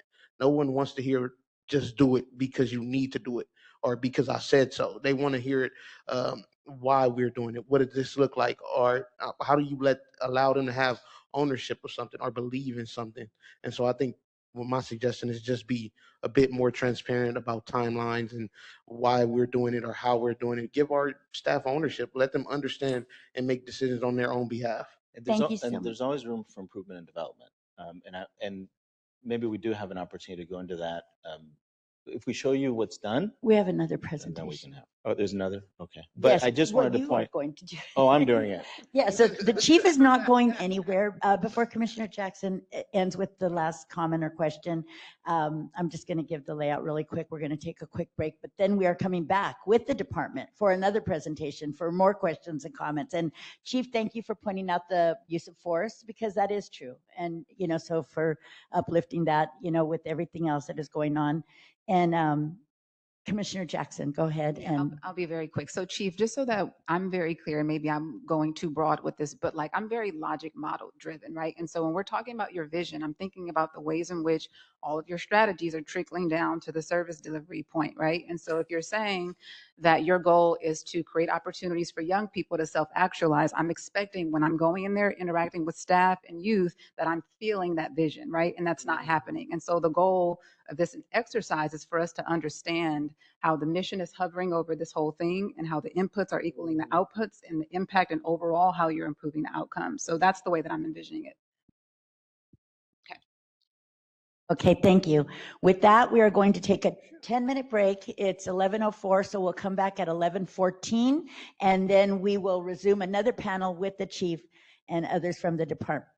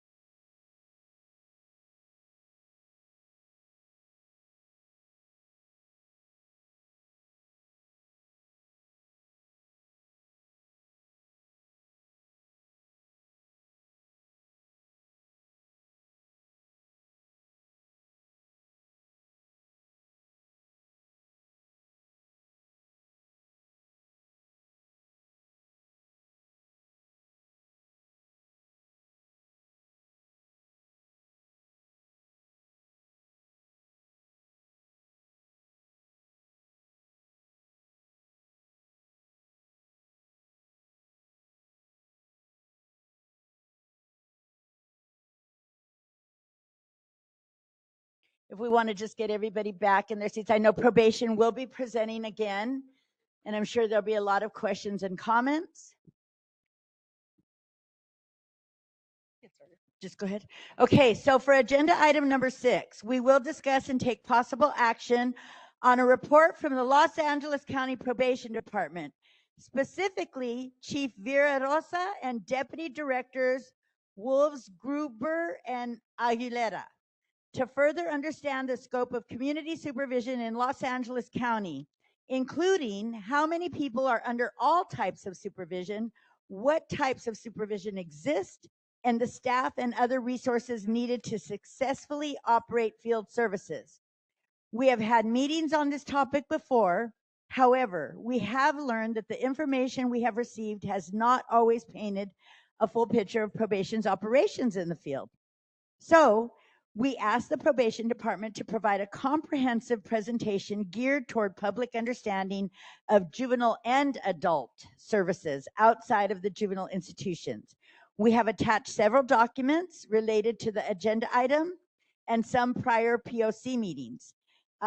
We did just receive our documents yesterday, so I know I myself have not a chance to fully read them, but just skim through them. But I do believe some commissioners were up at 4 a.m. reading them. So thank you, Commissioner Jackson.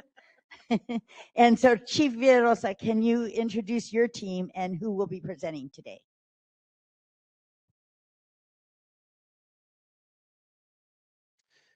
Yes, we're going to do a joint presentation on both the juvenile and the adult field supervision component. I should note that we have Deputy Director Aguilera, who is over courts, and Deputy Director Wolfsgruber, who has both juvenile and adult supervision. The reason they're both here is they'll be able to give you more details and maybe answer your more nuanced questions. And so the population that we're discussing today are those that are not inside of the facilities. And so that is a group of folks that are adults on every type of supervision. And then we have juveniles that are on different types of supervision, informal, formal, electronic monitoring. And then there's another group of youth that is in placement. And so we're including those as part of this as well. I hope that maybe the easiest way to do this is I'll start with the vision and the things that we're doing differently and the things that are in process. And then you may have specific questions on either what's being done today or a specific portion of the population or what's changing. And partly out of necessity, and partly because it has always been the vision to enhance the way that we do supervision. On the adult side, the movement of staff into one of the facilities, as everyone is aware, and we've discussed before, has left fewer staff in the field. Now, we haven't closed our offices, and we have pivoted to a different type of supervision that I actually know is superior than to what the county was providing before. But it is being done in a very different way with fewer staff. So rather than having staff in offices throughout the county, we've essentially separated where we do supervision. And so we've said that the most productive interactions that an officer can have is typically at the place where the probationer spends the most time, in their house. There's very little information that you can move forward with that isn't as helpful as meeting a probationer where they live with their family to determine what their actual needs are. And so one of the documents that I think you have in front of you that says the LA supervision model has essentially said we have fewer officers. So we've dedicated the officers that we previously had on the, oh, they don't. So they saw them, but we got them yesterday afternoon. Got it. Not in the packets. Okay, so I'll just describe it. What we had a team that was formerly called Special Enforcement Operations. They're full duty folks. And because so many folks from the field had been moved in or are unable to perform full duty, those folks have been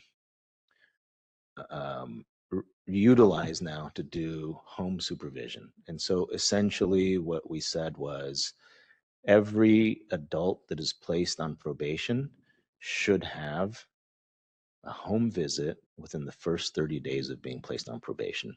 That visit is going to be at the core of determining their case plan.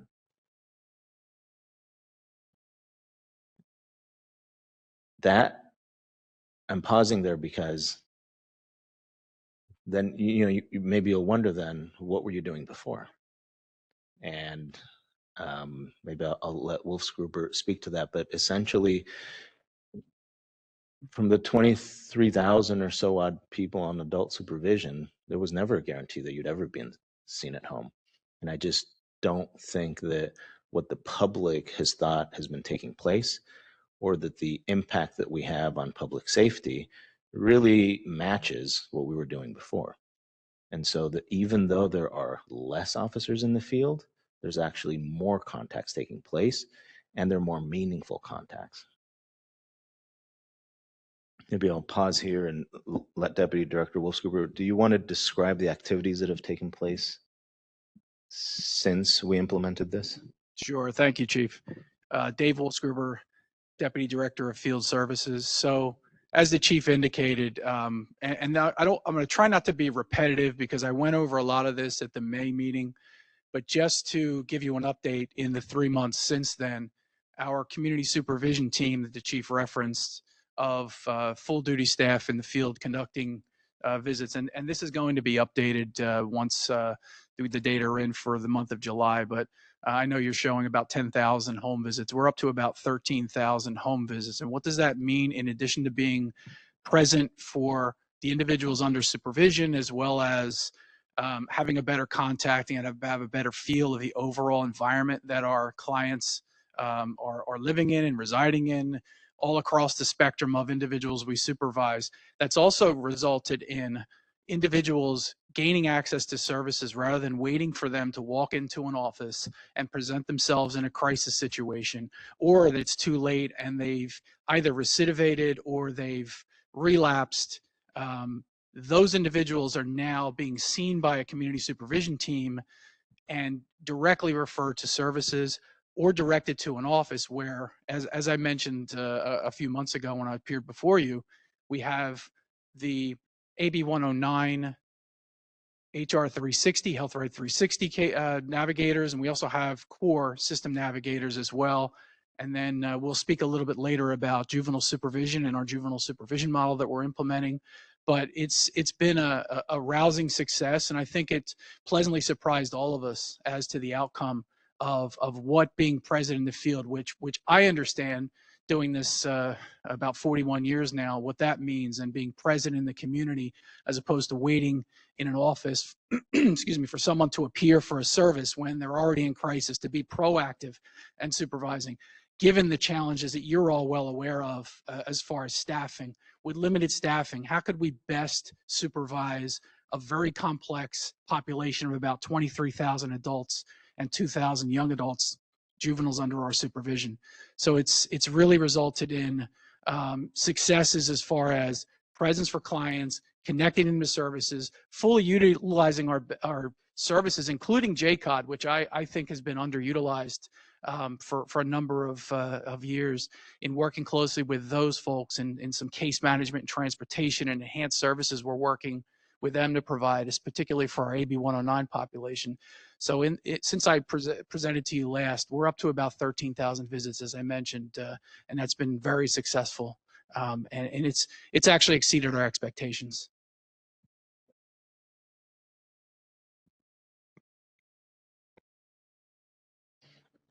Any questions on the interplay of having folks in the office versus going to the field, or those? It's a clarifying question. I want to make sure I'm following this. So the roughly 23,000 folks who are on the chart that you gave who are under supervision, all of them got a home visit? This 9,952 corresponds to that group of people? It does. Same group of people. Not all of them have gotten a home visit. The way we determined to move forward, and Will Screwer can speak to the classifications, risk levels, but simply saying, look, at the point that you're put on probation, we know it's a best practice to have referrals happen early on, or the assessment happen early on. The way we're going to do that is by going out to the residents within those first 30 days. So after the date of implementation, everybody being placed on probation is being seen. And then there are other home visits that have taken place because the case demanded it, because there was a phone call, because they needed something, and they were added to that group. So this 9,952, and I'm sorry if you said this already, represents how many people? How many people received these home visits? Visits. There may have been person received 2 visits. It could have been Right. That's why I'm trying to understand, was this like 9,000 home visits over 10 people, you know, for 100 people? That's what I'm trying to understand. Or do you all have that number? I don't know that I Generally, it is. It is. We're not really counting too many repeat visits, because what we do with an initial visit, we are counting some repeat visits, but what we're doing is following up with a phone call. So if we miss that person and they're not home, we can quickly connect them to services instead of waiting for a week or 2 weeks until the team is able to follow up with another visit. So yes, some of the 10,000 number from the first 3 months is in fact individuals that minimal. we've seen more than once. But those individuals that aren't seen, we're following up with a phone call as well. I understand that. I do think it would be helpful to just know the number of people who got the visits. And I don't know if I'm explaining this correctly. We can do that. Okay, thank Yeah, you. that's not a problem. Yeah, we got it. This 30-day home visit, this is for young folks and adults, or this is just for adults? We're just talking about We're adults. just talking about adults. Okay, Yeah. thank you. Can you, I mean, I remember probably a couple months ago, we had a crazy ratio. It was like 1 to maybe 400 clients supervised for every 1 officer. And I'm sure that has changed. Do you all maybe have a ballpark of what the ratio is now? Yeah, I'm going to encourage you to not use ratios. So we've presented a document to you that really, read the asterisk. If you must have ratios, these are the number of officers that we have. These are the number of type of offenders. That is not how they're being supervised. Okay. So thank you for that question, because we don't have enough officers to have regular caseloads in the traditional sense. That's why this model has been implemented. If you take the number of officers to have sort of best practices caseloads would mean that we would either have to bank a good portion of the cases and they wouldn't get any supervision. But I don't think that's the best approach. And so the approach instead, what's happening is that we're getting to every adult early on, making the assessment of where they are, what they need, making those referrals, and then determining, by the way, that visit is going to inform what happens next. If it's someone that is going to need continued contact, and that's going to be documented. If someone that is employed, strong family structure, housing, that's a person that then is not going to get an immediate next visit. They're doing well. So the traditional on the adult side, we could talk about it on the juvenile side, but the traditional on the adult side, look, we have 500 officers. Every officer is going to have 20. That's not possible. Okay. So instead, what we have is officers that are doing a lot of home visits, doing referrals, getting information, and then light duty or non-sworn staff that is left back at the office doing the other pieces that are reports or follow up on referrals or that component. Okay. Well, can you also ballpark me on, and I see that you all presented the home visits number, but could you also do like maybe you do, maybe you don't have this number, but how many services that you've recommended people to? What's the amount of people? What services are they? Like what areas are we hitting the most? Like just like a breakdown of what the services look like. Like home visits are fine, and I think they are important, but also like I think half of the job of a probation officer is, when you're doing field supervision, is to provide those services. You're 100% correct. And thank you for the question, because I tasked our director of our community supervision team, and we do have that data as far as how many individuals were seen, how many needed a service, the referrals. We actually have a tracking mechanism that's going to be able to tell, like, particularly, I don't know if we're there yet as far as substance use disorder, mental health, employment, housing. We're getting there, but I can definitely provide a report on how many of those individuals that were seen actually received a referral for service. And we've been refining that process as to how we best get that to our field offices to ensure that the people that need to see the referral, including, like I said, our system navigators in CORE and our HR 360 partners, as well as JCOD. And I'm going to repeat myself again, saying that we've underutilized the services they're able to provide, which is another tool in our toolbox to be able to get additional services, including transportation, as we know that's a challenge for a lot of our clients. No, for sure. Definitely would appreciate those numbers. One last one for the rest of the commission, but also, could you just break down, like, how do you all do the needs assessment? I'm sure you get their case files and you understand what their cases look like, but for their needs, like, is that maybe a kiosk at the office, or maybe they meet with one of those non-sworn duty officers to break down their needs? But, like, how do you all do the needs assessment for what services they need? So with respect to the AB 109 population, we conduct a level of service case management inventory, or LSCMI, which is a document. I won't bore you all to tears about evidence-based practices and ensuring that we have the proper dosage of supervision in the context of each individual that presents. And conducting of a validated risk assessment is enormous. So with respect to the AB 109 population, the LSCMI is conducted at intake. We use a document known as the DRAD for core, and then we use the LARC for juvenile. So we assess and then place on caseloads and then reassess, which is a huge component that may not be, yeah. Yeah, and a static 99, absolutely, for it to determine for those individuals that are convicted of a sex offense, to determine the level of supervision. Some of them are placed on a GPS caseload, for instance, if they have a static 99 score of 6 or greater. But getting back to the risk assessments, that's our blueprint for how we designate caseloads at intake and then reassess. Best practice is every 6 months, so reassess every 6 months, or determining based on the individual's adjustment while they're under supervision. Are they employed? Are they using CDS? Are they reporting regularly? Are they arrested for new offenses, which may require, a medium risk case to go to, we would consider high risk and put them on a high risk caseload with more frequency of home and office visits.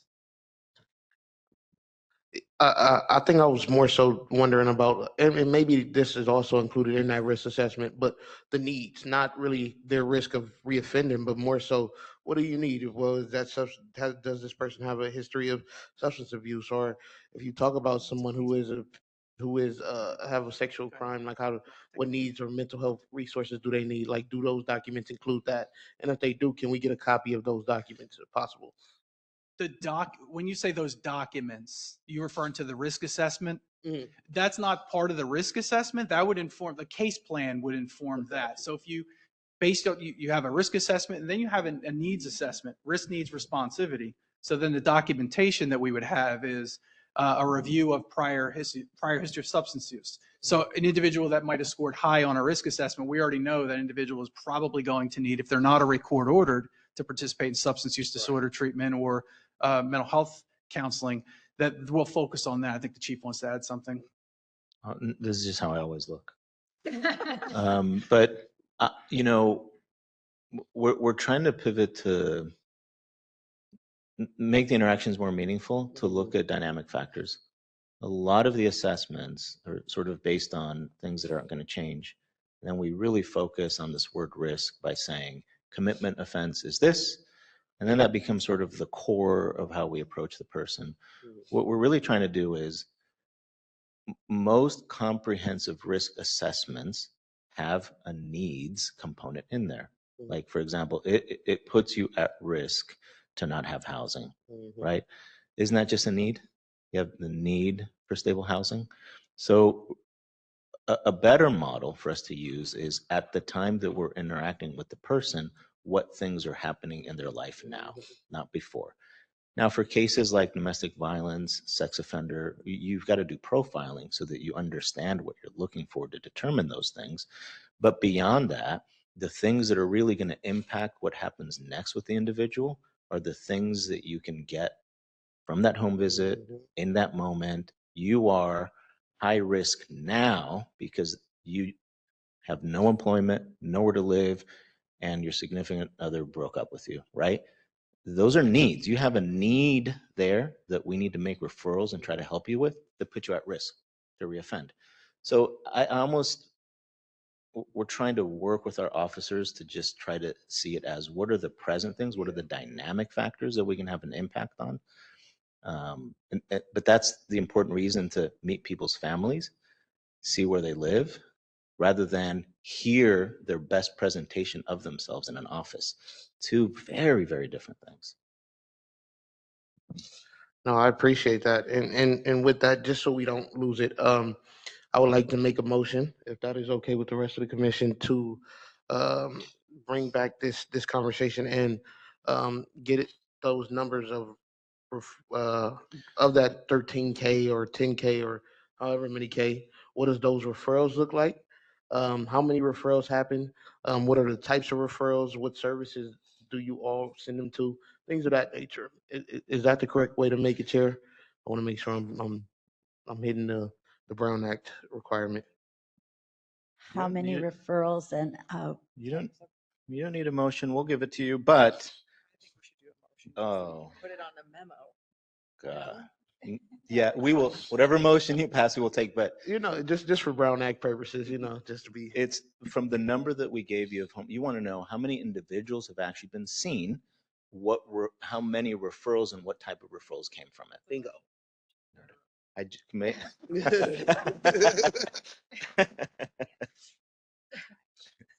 Does anyone second the motion? Second by Commissioner Terry. Wendy?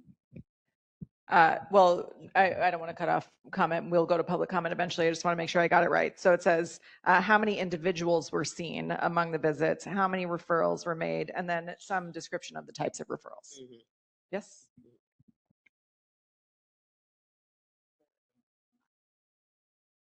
We need the public comment before we go.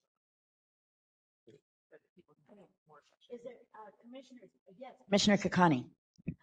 So we've been receiving data on adult field services periodically, right? We have 2024 data, we have some 2026 data. Every time we receive the data, it looks different.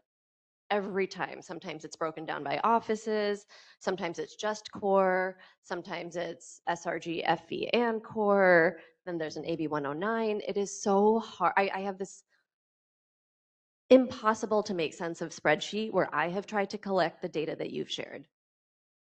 It's impossible.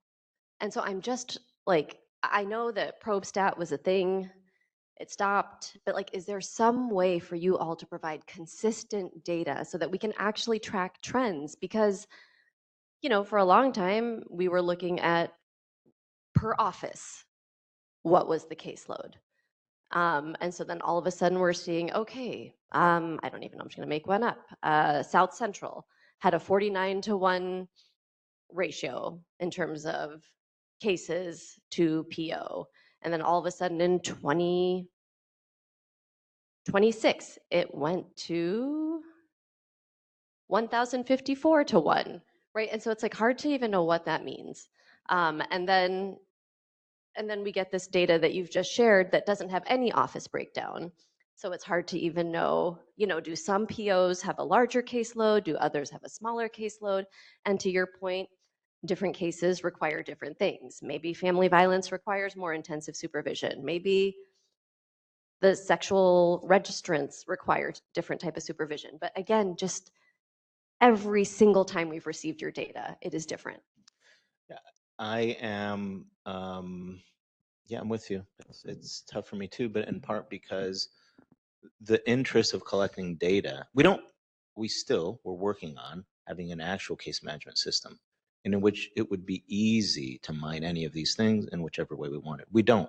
So what happens is that either the information is pulled by where it's aligned by budget, like AB 109 core, or it's pulled by office, or it's pulled by, my suggestion is that if, and I don't know if you want to do this via subcommittee or here, but if we determine the things we want to know and we can provide some feedback on how easy it is, then if we could agree, that would be helpful for us too. Because for example, if there are different strategies in pulling people to go into the facilities or moving folks around, or if something's changed from a probation officer to a probation assistant, or if it's divided by two people because one person does a home visit and another person is in the office, then all those other ways of collecting it aren't going to be valid.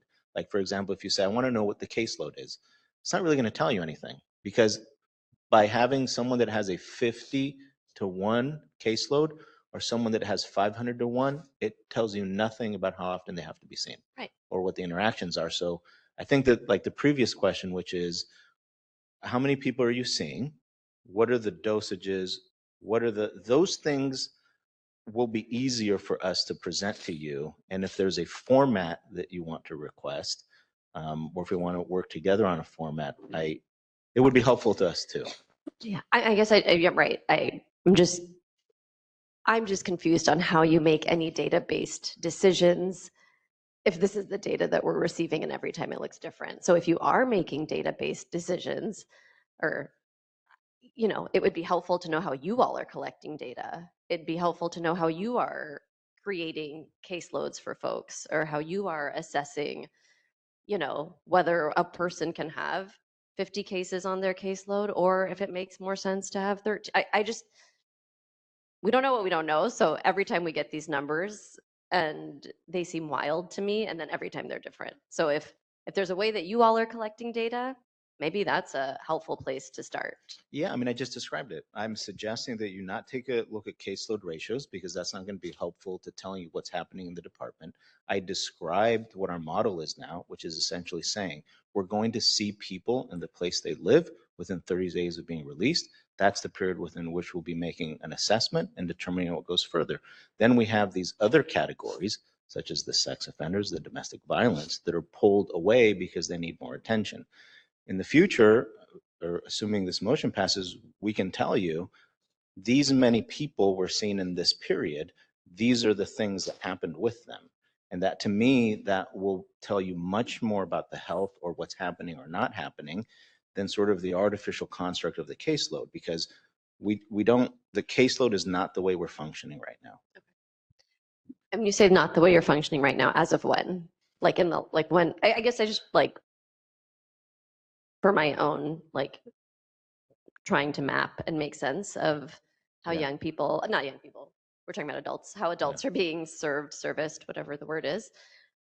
Does it make sense to scrap then whatever has been provided before, because you're effective today, effective? I would. I think that the other information misleads you as to how much supervision was taking place, because you could have seen the size of a caseload, but you had no idea what the requirements. So I really can't vouch for that data translating into actual activity.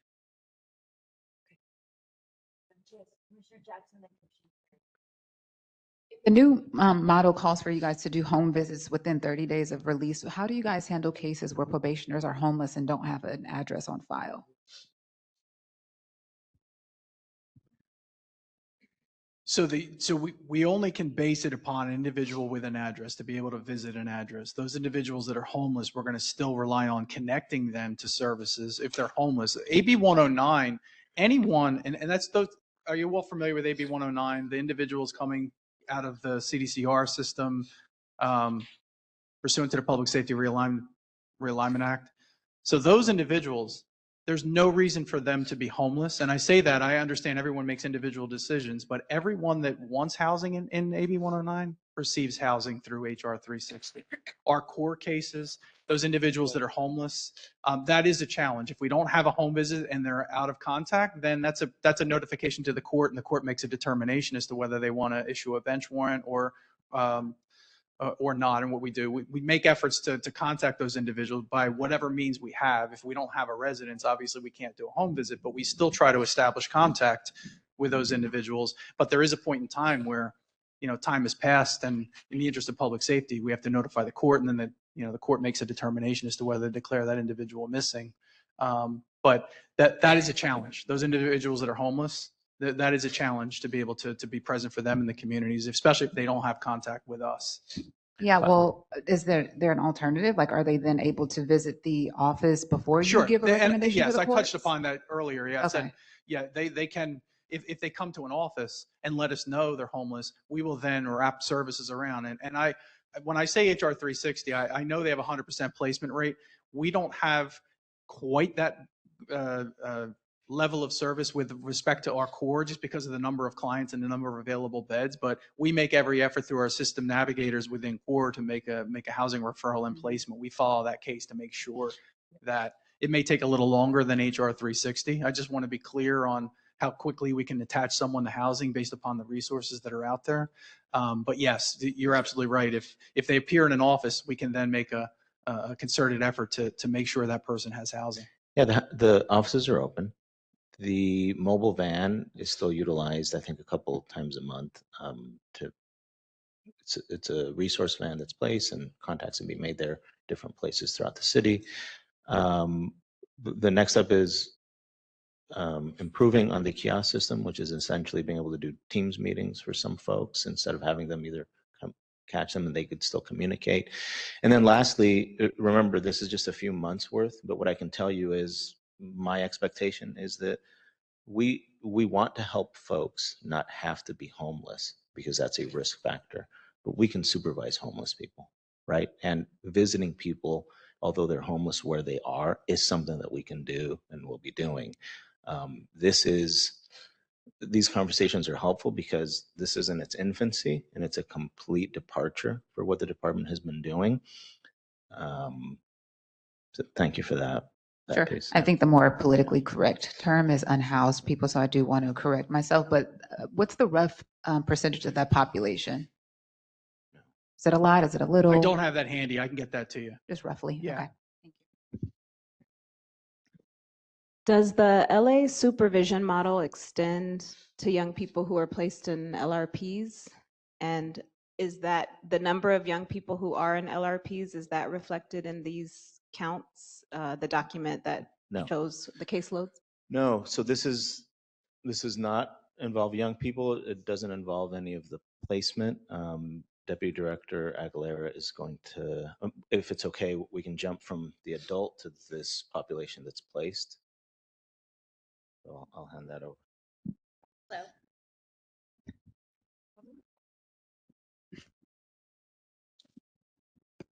Okay, thank you.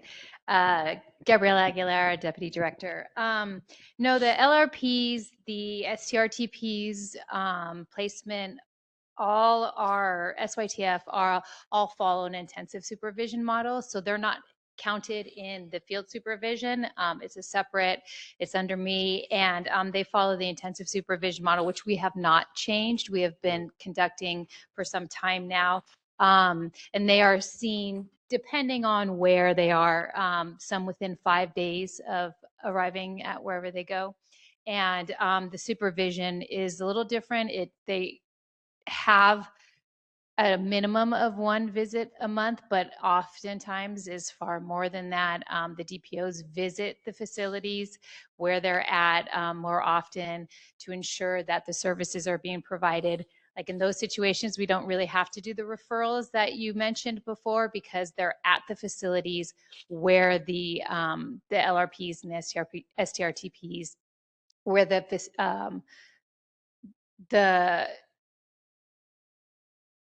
brain fart, where the services are being provided already. So it's a very different number. And just to clarify, you said, and those youth are getting a minimum of 1 visit a month? Yes. And oftentimes it's far more. And you know, one DPO can go out to see one youth, but there's often several youth there, so you can see multiple youth at one time and verify with the facility that the services are being provided, how they're doing, and our DPOs are in constant communication with the facilities. If there's ever any issues, they reach out to us, and you know, the DPOs are there the next day checking and seeing what's going on. Commissioners?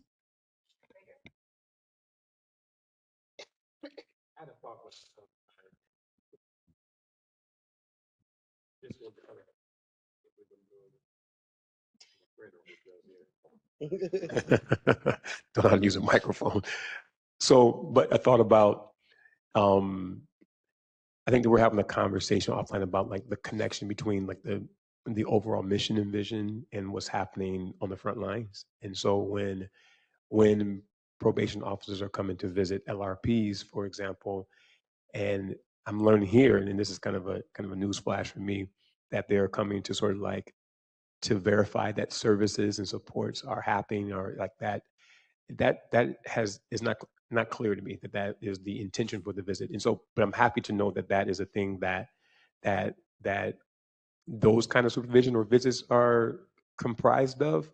I will say though that I know that the visits have been positive and they have been frequent. So I do want to appreciate probation, and particularly your division in this space. We do see, you know, probation officers at the LRPs quite often, and so that's a great thing.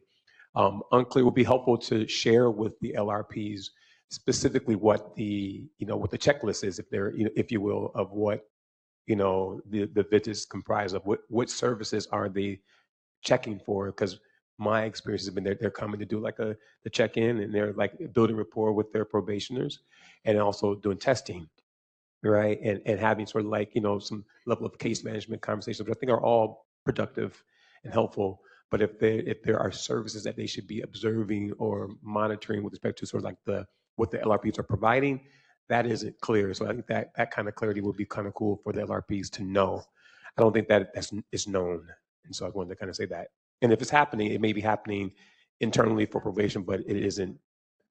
I haven't been able to perceive that. I don't think my colleagues would either in that space. Thank you. Oh, I'm Go sorry. ahead. No, thank you. And I agree and understand what you're saying, but it would be difficult to say there's a checklist. There's an expectation of the DPO, whether it is field supervision or going to an LRP, STRP, SYTF, any type of placement, that they don't check out. It's not a transactional visit. It's not, okay, I'm here to anti-narcotic test you and then I'm going to leave. How are you doing? Goodbye.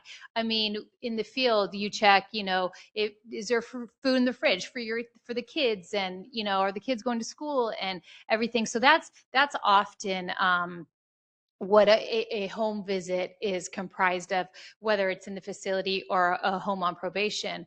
However, I don't want to equate a verification of services as an audit. It's not anything like that. But we would be remiss to go to a facility and not verify or ensure that the youth is in compliance with the orders from the court, if they're participating in educational services, substance abuse services, anything of that nature. So that's part of when I say verify, that they're there receiving the services that they're not only court ordered to, but all the previous discussions of risk and needs address as well. I hope I clarified. No, that's great. I think that more audits, the better. So if they are doing that, I think that we need that kind of oversight and monitoring. So I appreciate it. I think so. Thank you. Thank you, Commissioner Prater. And to that question, is there checks and balances, like collecting data when you do the visits? Oh, youth are enrolled in school, or youth are enrolled.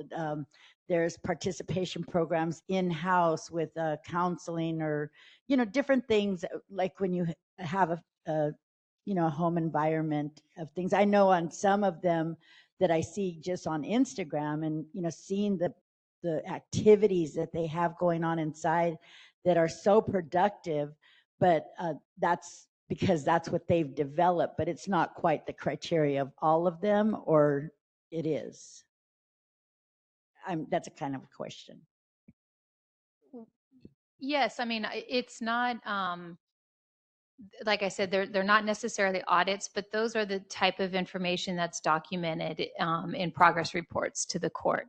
And that's why I say we go out and we verify that services are being provided, because we also do have to provide that to the court. So it's incumbent upon the DPO doing the visit that they're checking all that they're enrolling in school. And that's when the relationships with the staff members at these facilities plays a huge part, because they can tell us, hey, you know, we're having a problem with this kid going to school today, or we're having a problem with them participating in certain activities.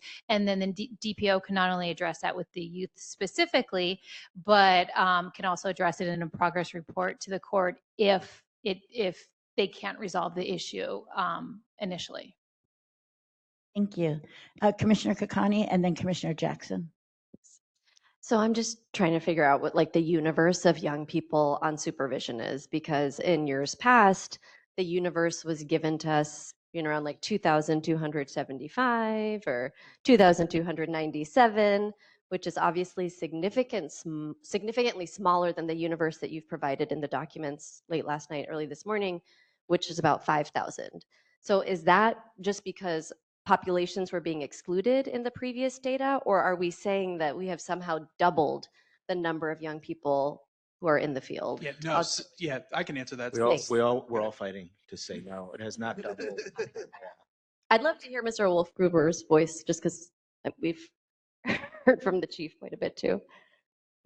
So this data request, and Wendy and I have gone back and forth to be consistent. We were consistent with what we provided in April, which is what was requested and what we provided in November. And I understand the frustration of getting different versions of data and caseloads and not caseloads and area office. As the chief said, caseloads don't tell you anything about the level of supervision. It's what we're truly doing. So I think we do need to work together and if it's a committee, and then report publicly on the findings and how we'll report it going forward. I think that's a great start to give you the information and as equally importantly as to the public. But I want to say, with respect to this, we were asked to provide information on active investigation. So the reason, Commissioner, you're seeing an increase is that we've included active investigation cases as well, which is also under field supervision. Got it, which was not provided before. Yeah. So there's a definition of some of the information. Yeah. Wendy's just asked for information. That's the reason why we also provided, and I know it can be mind-numbing to see 6 or 7 bullet points, but I think it's helpful to illustrate the different types of caseloads, the different types of supervision. It's not my wish to have 6 or 7 notes, but I think it was necessary to provide additional clarity to each respective caseload to understand and to understand how we arrived at the numbers as well. So active investigations is the universe of cases defined under one of the bullets there. Pending DA review, various stages of the pre-trial or predisposition process. Those are cases that are under field supervision as well. Which we had not received before. Right. And then SYTF, is that right? That we had not, I'm not seeing that as a, no, I see it now. I'm just saying in previous iterations of data, is that another population that was excluded? If I could just, before you start, explain, from my understanding from my conversation with Mr. Wolf-Gruber, is that we did get it last year. It's actually the source of data that was some of your questions at the last time that Mr. Wolf-Gruber was here. The last time we had the meeting, when we had the April data, it was not provided. Okay. And then I think that's what Ms. Aguilera can explain about the intensive supervision and how it's separated from the general juvenile field populations. Did I say that correctly? Absolutely. Okay. And then I noticed that we received intensive gang data before. Does that fall into a different group that you've provided today? Just trying to align the numbers in some way, but maybe I need to stop trying and just like start today. So individuals on gang caseloads nationwide have been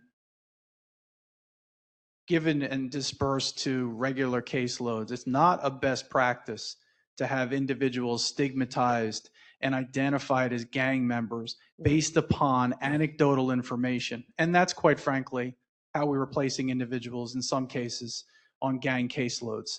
I have a brother that was in a gang. I have a tattoo that appears to be a gang symbol. I was identified in an area that known gang members frequent. So what that results in is stigmatization, and it results in over supervision, which doesn't go in context of the dynamic factors that we are required to review, and that's conducting of a risk assessment and evaluating the case.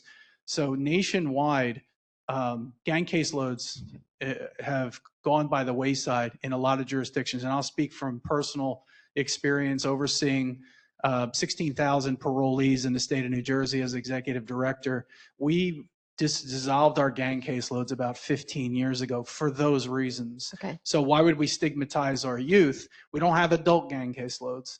Why would we stigmatize our youth in that manner? I think the chief wants to add to it. Okay. So you'll find, instead of seeing them separately as gang, you'll find them mostly under the active supervision. So if you take a look at the chart, the investigations and regular investigations to the left don't represent folks actually being supervised, right? Those are just represent investigations. Yeah. But then active supervision, informal, dual community detention, that's the core of the actual people. Within there, you'll find those that were former gang caseload. Okay. Got it. So you have, I guess, I don't know, was that a unit before that you've dissolved, or was that just like a label that has been removed? Does that question make sense? It does. Okay. Yeah. Yeah. It's no longer being supervised by a caseload of gangs supervision now. Got it. Commissioners, Commissioner Terry? Oh.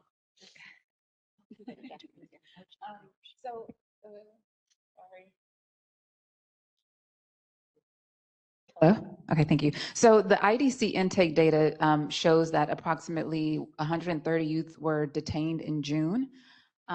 Probation reported to us that approximately 1,600 youth are under active supervision. And so my question is, of the 130 youth, approximately how many of those who were recently detained may be the result of like field supervision working or not working? Yeah, things that make you go I don't know that. I mean, I am sure we could get you a number of how many people are coming, or how many young people are coming back on a violation.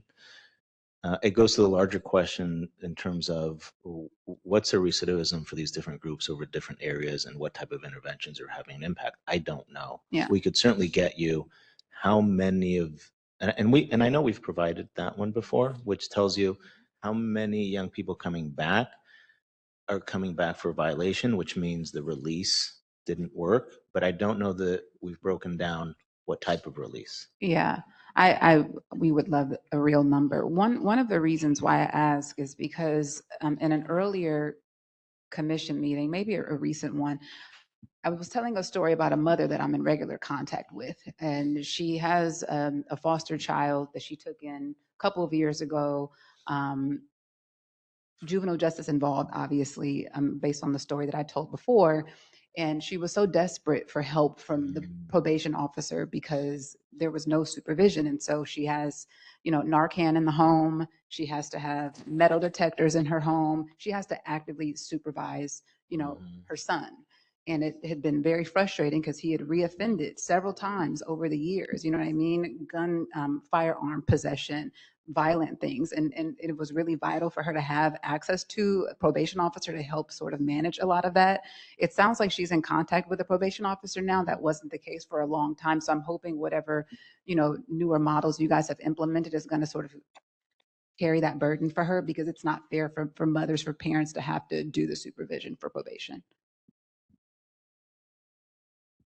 Thank you, Commissioner Terry. And do you want to speak to that? It looks like you. Yeah, I mean, it's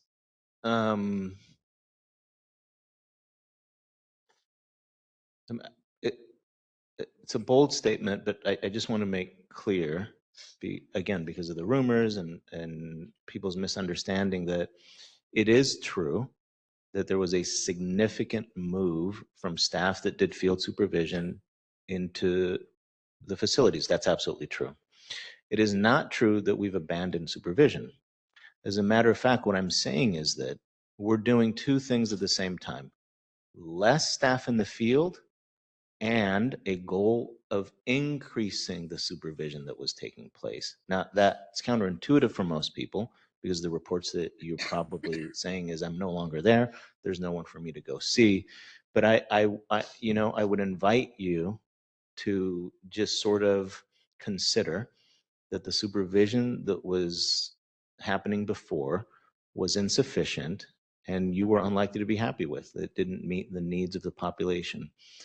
And that it's not that the removal of staff put us in a position in which we need to dig ourselves out of.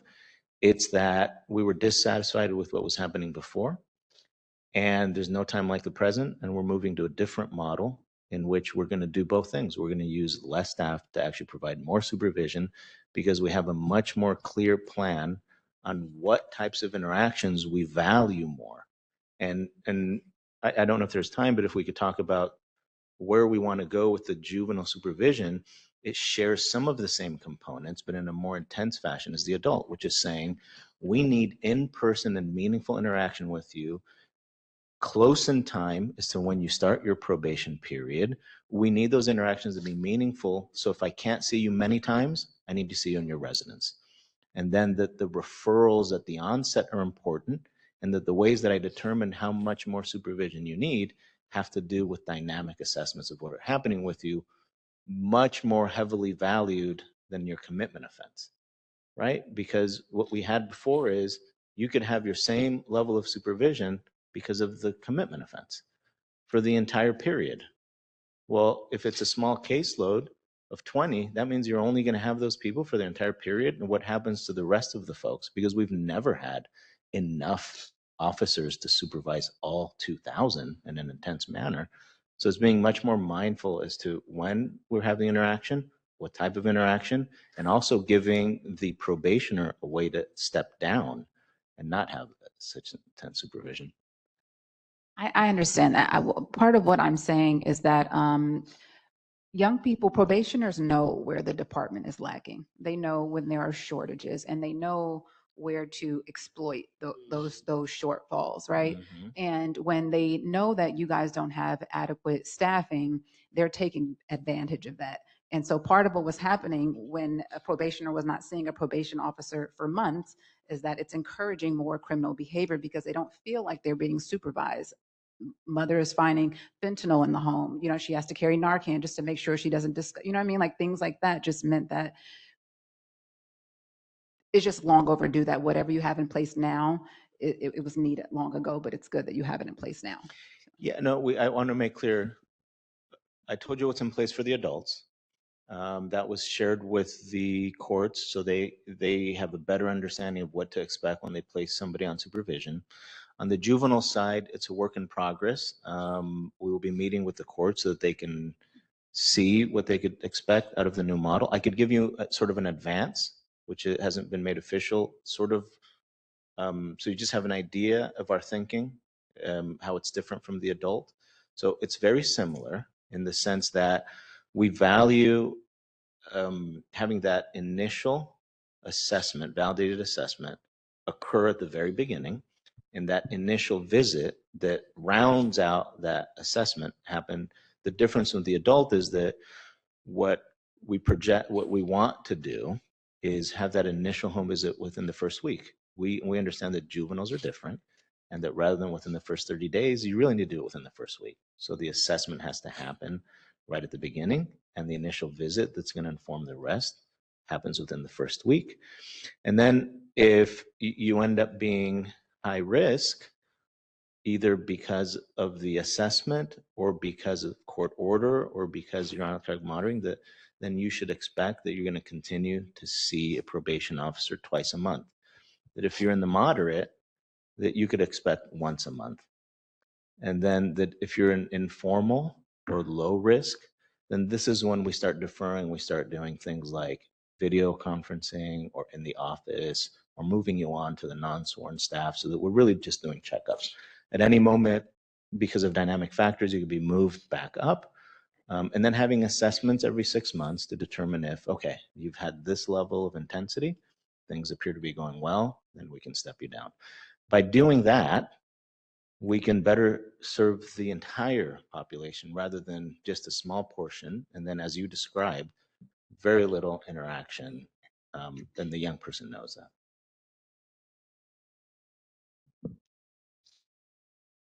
I had a question regarding the community detention. There are 321 people, 200 youth who are on community detention, and then 121 adults.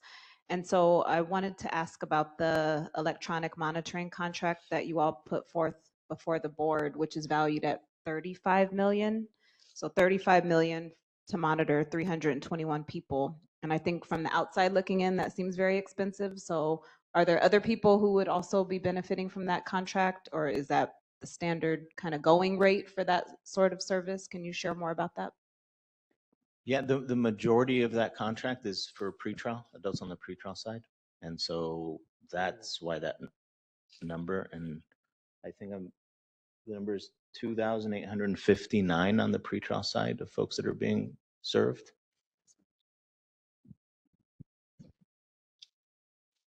Commissioner, go ahead. What's the average cost per capita for electronic monitoring over an average of time? I don't know, 3 months, 6 months. I don't know. That's like a very broad. I'm just curious. Yeah. It's a big number even for that number of people to me, but I don't know the cost. Yeah, I mean, you wouldn't need the ADP. You need the total number of people served in the year for that contract, right? Yeah, we could do the math and let you know. Well, and then there's those that are on the electronic monitor system, but then there's no oversight by the electronic monitoring. That still is yielded to probation, correct? The pretrial folks that we facilitate the contract, but we're not supervising. That's that large number. The majority of this contract serves them, and that's used as for JCOD and the courts to use in lieu of detention, but we're not supervising those folks. I do want to say it is 12:15, and I believe we're going to be going over the 1 o'clock. So mandatory holdover, right? That's how probation does it. We have the chief here, but we have probation preparing for another presentation, which I'm sure there will be a lot of questions and comments. So yes, Commissioner Kakani, one more question for you, because after public comment, we're going to come back again for the closeout, but go ahead. I just wanted to know if the department could provide like just a timeline. I know you said that like a PO gets assigned within a week, I think is what you said for a young person. And that person tries to make a home visit within a week, unless I misunderstood.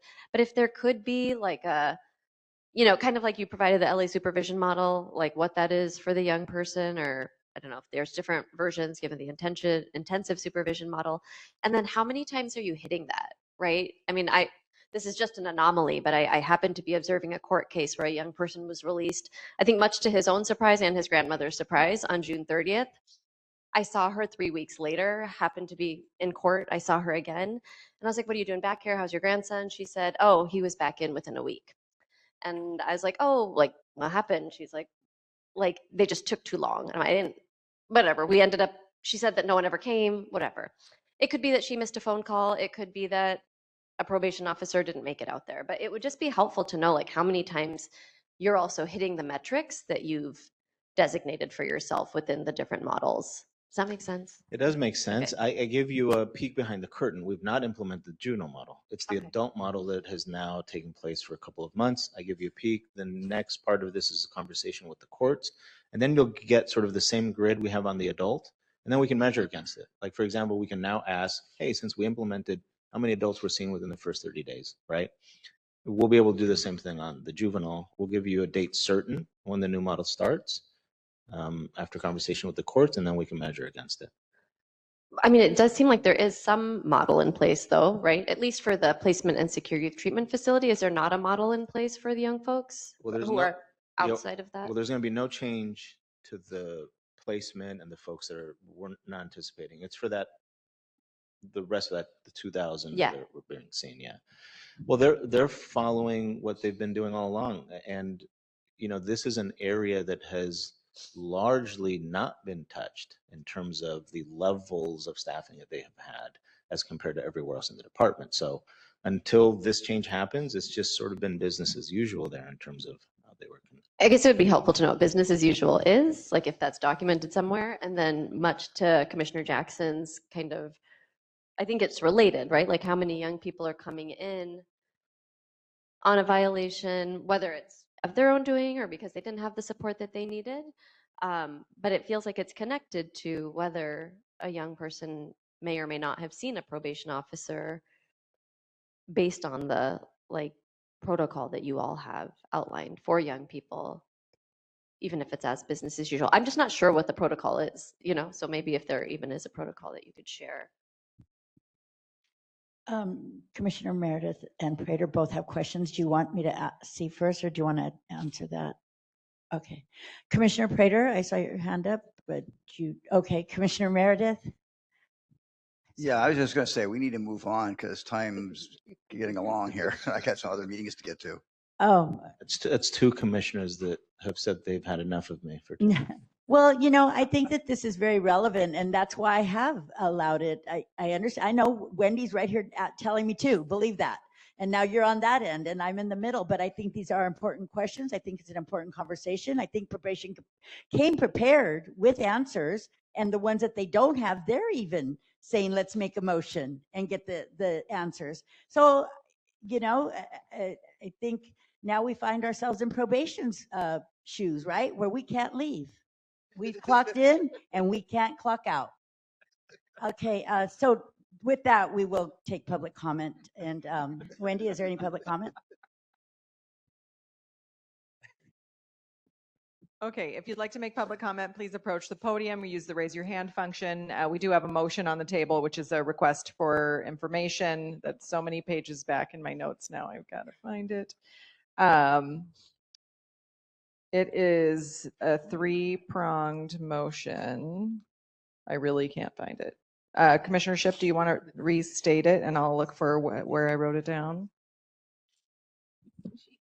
Yeah, I think it was a motion for how many people were seen.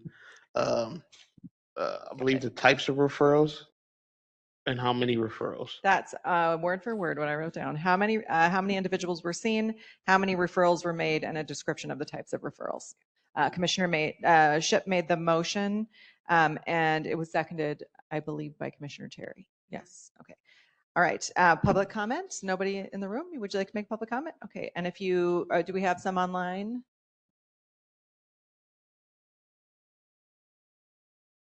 Please begin. We can't hear. That's not turned on. Maybe you may need to actually flip the microphone on, but you know your challenges with the microphone. Good afternoon. My name is Philip Goldner. I'm a member of Local 685. Chief, you were mentioning that you weren't happy with what was happening in the field, and you brought the DPO2s to the hall, and you have a different model going forward. Does that new model going forward include the 685 officers, or is that something different?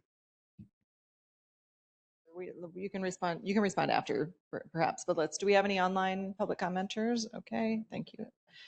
We're going to start with. Do we have a name? We'll start with Cornelius Pettis.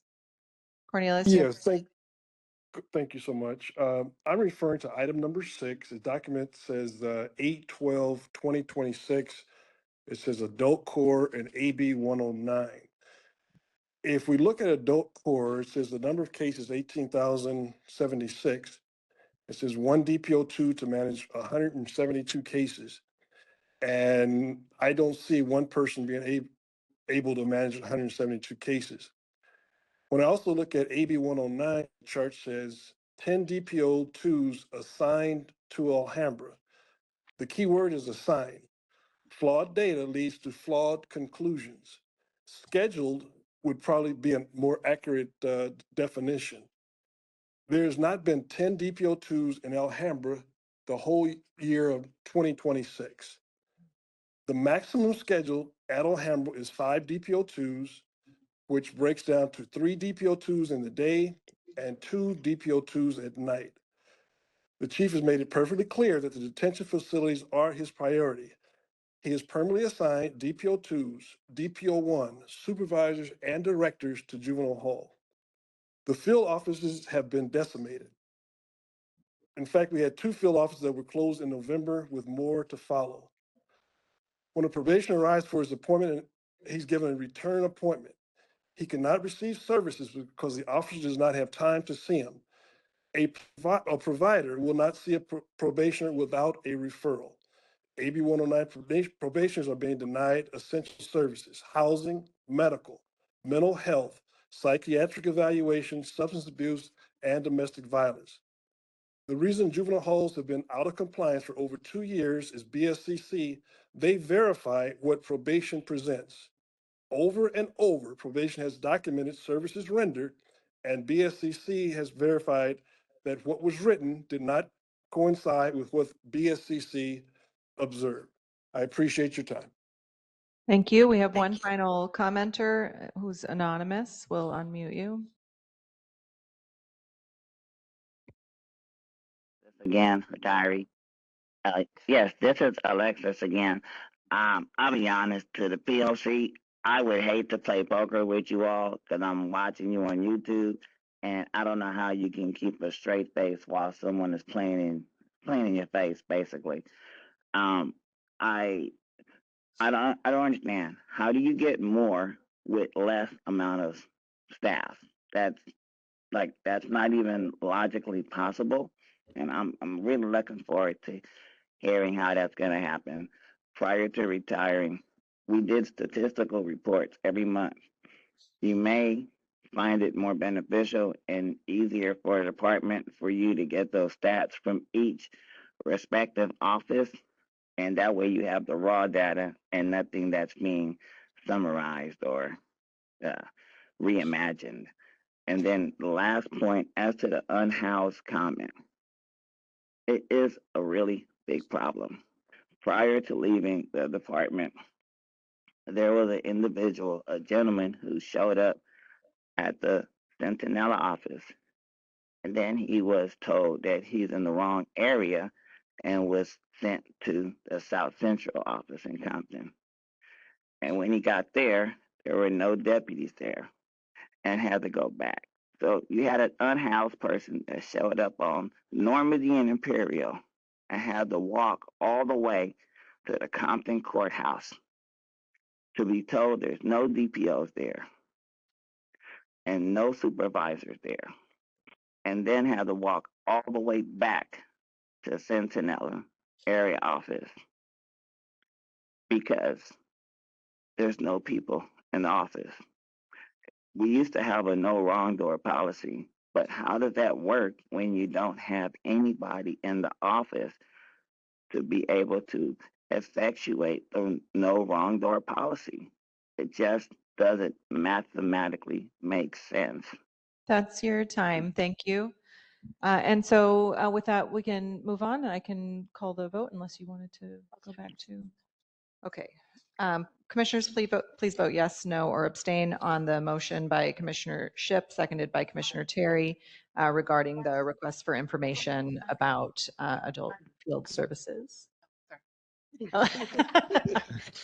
Thanks, Commissioner Jackson. Okay, Commissioner Harris, Commissioner Jackson, Commissioner Kakani, Yes.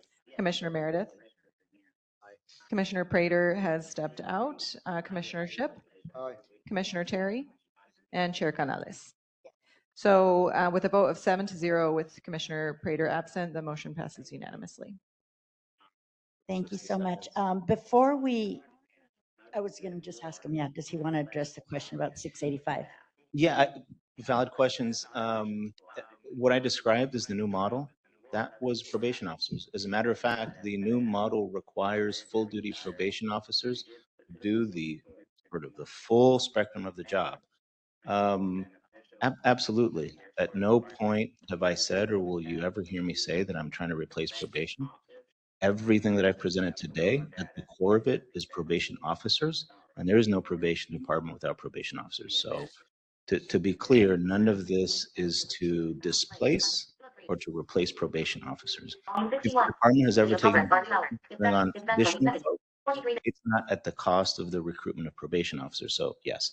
And then if I could just look, I promise I will continue to try to be a better communicator. But at some point, you have to acknowledge the listener has to do their part. I mean, some of the questions I think show that they're not actually listening. And to the comment before by one of my own officers, that they understood what depopulation meant, and then they described the opposite of depopulation, or not listening to the fact that I said on more than one occasion, do not look at these caseloads, because that is not how people are being supervised. So all I can think to do is to continue to present this information as clearly as I can and then give it to you in writing. But again, listeners are going to have to do their part as well. Thank you for that, Chief. And I do want to address the issue of the time. As chair, I am responsible for moving things along, but I know that my fellow commissioners here, they show up for inspections, they read through the data, they read the reports, they show up for the meetings, and they have every right to their time for questions. And so, that's why I'm trying not to move you along and give you your time, because I feel you have your time coming. But if we could go through the next agenda, I'd be a little bit mindful. So with that, any more closing questions or comment to this agenda item before probation presents on the next one? Okay. Oh, thank you so much. Okay. All right. So agenda item number 7. For agenda item number 7, we will discuss and take possible action on a presentation by Chief Deputy Articles, the ombudsperson, she/he, to explain the policies, directives, and procedures for how grievances and complaints are reviewed, resolved, and tracked by the Los Angeles County Probation Department. The presentation will include distinguishing grievances from complaints, explaining how grievances and complaints are escalated to internal affairs, law enforcement, and the Prison Rape Elimination Act Division, defining the process and procedures for handling grievances and complaints filed by youth in detention facilities, youth and adults under community supervision, and other interested parties, including family members and advocates. With this, I would like to turn it over to Wendy to discuss some of the items attached. Thank you. I just wanted to say a couple of things. One is that I am not certain that we have a current departmental policy or directive on grievances and complaints. I hope we can hear a little bit more about that, and I'd like to be able to share that publicly, since the policies certainly are supposed to be shared publicly. It very well may be, and I just don't have the right copy. I would appreciate that. And then I also want to say that I did receive a draft report for the numbers of grievances and complaints for 2026 for January through June, but it is still a draft because they have implemented a new tracking system. I'm going to ask you to trust me and tell you that it's better. And the way that the information, not the numbers, I'm not saying anything about the numbers, that's for them to report. The tracking system is better. It creates better reports, but the data is not finalized. And so rather than have the same problem that we've had in previous meetings where we receive data that isn't fully up to date, it was my suggestion that they wait and provide that report to us separately and allow us to share that to the public when it is finalized and complete. So the information that you have received is for the calendar year 2025. And I think it would be appropriate to ask about how the trends for 2026 mirror or do not mirror 2025. And I will send you all the data and share it publicly as soon as we have the 2026 data.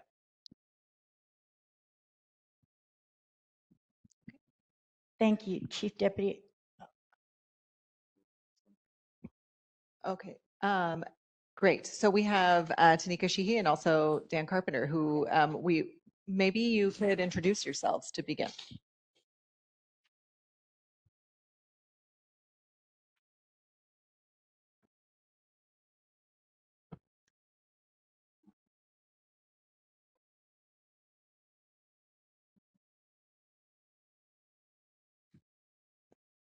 Hello.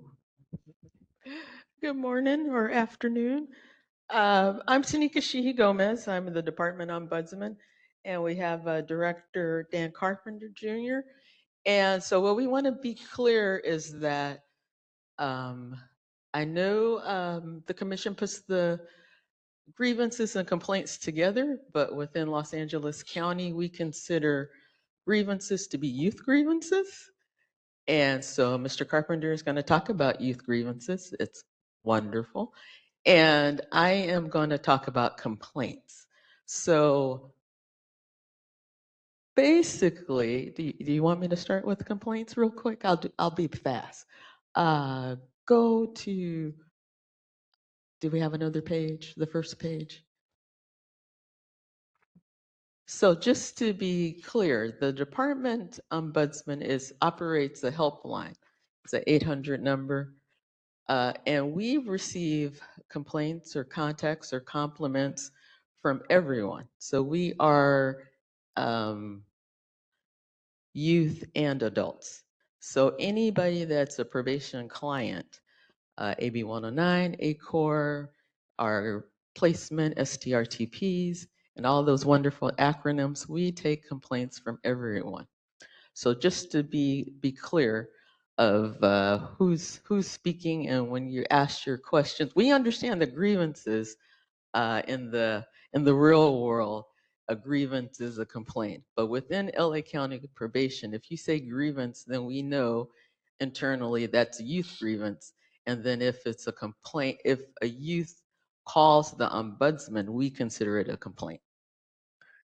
Or thumbs up? Okay. Excellent. And do we have any more slides? Perfect. We can start there. So for 2025, this is the complaints that the Ombudsman Office received from everywhere. So in 2025, we had 1,089 complaints, and that's adult and juvenile. And at the bottom is a breakdown between the quarters, and if it came from an adult or a juvenile or other. So our other is large because everyone in Los Angeles County that has a concern calls the probation ombudsman. So it could be long-term care. The call needs to go to long-term care. It needs to go to Department of Mental Health. Just so anything that you see that's other is really something that does not pertain to Los Angeles County Probation Department. However, we try not to send anyone away, so we try to give you the information of where you need to go. So with that number, I would ask the commissioners to go back and ask your Board of Supervisors, maybe they need to create a county ombudsman, because we get a number of calls and 211 refers them to us as well. But I think there's enough calls and data to show that maybe all of the LA County departments, like there's one person that can help direct them. Just my 2 cents. If you go to the next slide, and this is just more information, juvenile, adult, other. And then we try to break it down between, is it juvenile hall? Is it juvenile field? Is it special services? Is it placement, or our camps, or SYTF? So that's just a little more of a breakdown. So prior to this year, we maintained all of our data on an Excel sheet. And so we've been doing that for years. And so the department within the last year has approved and implemented and developed a management system. And so we're able to break down the numbers and easily produce reports. So it was implemented in July. And so we moved all the data from our Excel to our database. And so although we do have a report and do have numbers from January to June, I personally would like to go and validate that information before we share. So if you, in the middle, that's AB 109, our ACOR, and our AISB, that's our SEO, all these acronyms are pretrial services. So anybody that's adult within probation that is not considered juvenile.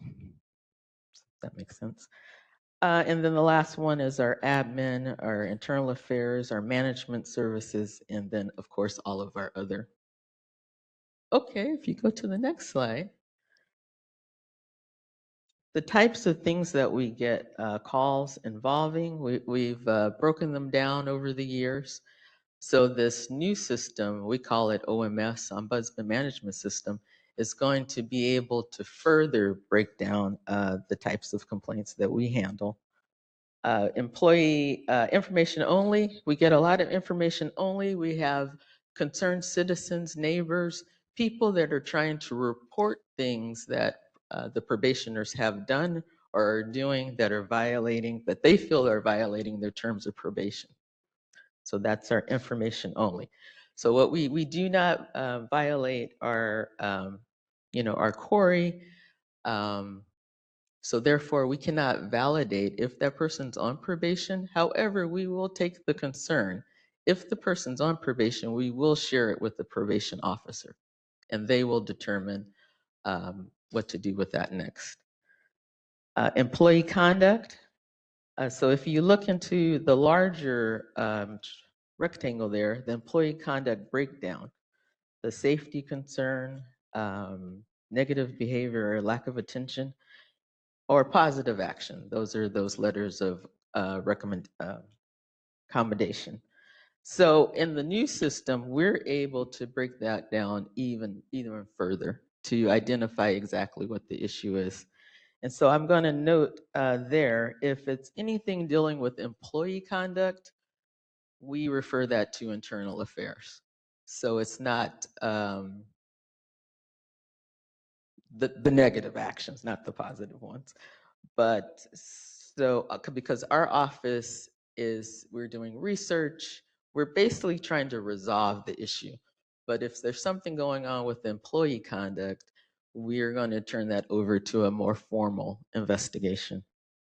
Oh, that's my inform the DPO. Visitation, any concerns related to visitation, our medical, case management. We do conflict coaching. So sometimes we just need to help the caller determine what direction that they want to go or determine what the issue is. We do not handle staff concerns. So a lot of the conflict coaching, I call it, it's because staff have called us for issues, but our staff have a different process. So I don't want to turn them away. So anybody that calls the ombudsman who are probation employees, we will have a wonderful conversation and we will try to determine which direction you should, where you should go. Facility issues, the locks don't work, it's too hot, the water's hot. Of course, our PREA, all PREA are referred to internal affairs. Human resources, restitution is usually our victims that don't feel that they're receiving the funds that they were granted during court proceedings. Civil litigation. Civil litigation is where people that have been on probation in the past are trying to get more information about their cases, and we refer them to our archives and our civil litigation. Education, LACO, our partners, and Mental is DMH, our partners. Interpreter services, if you need translation services, sign language, hard of hearing, they can contact us. And personals, people looking for their personals that may have been in custody in the past and left without taking their personals, or staff have taken their personals. So those are just some different categories. So I just want to reiterate, we're just a resource to youth who are in our care. We're a resource to their parents. We are a resource to anyone. We're just one of the options that the youth have to call the ombudsman. And we also have the state ombudsman, who's presented in the past. So we've both been through the ombudsman trainings to attempt to, Los Angeles County is a little different because our ombudsman is inside of the probation department, but the probation department management has been very respectful and honoring an attempt for independence and confidentiality as best that they can. And supported the Ombudsman Office into developing from the PRIT to the POC to now actually having a management system, actually having facility ombudsman placed into Los Padrinos and Barry J. Nyerdoff, and have really supported the idea of being able to have somebody that can provide some resolve outside of the youth grievance process. So I'm going to pass it over to Mr. Carpenter that's going to talk about the youth grievance process and answer any questions afterwards.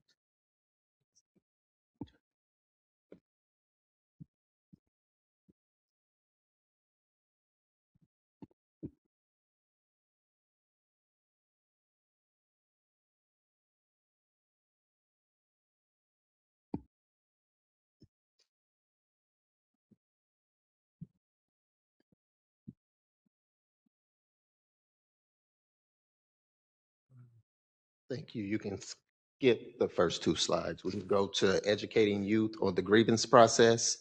When they enter the facility during the intake process, that's when they're first notified about grievances. During that orientation process, they're also taught within the first 72 hours of being detained. Excuse me.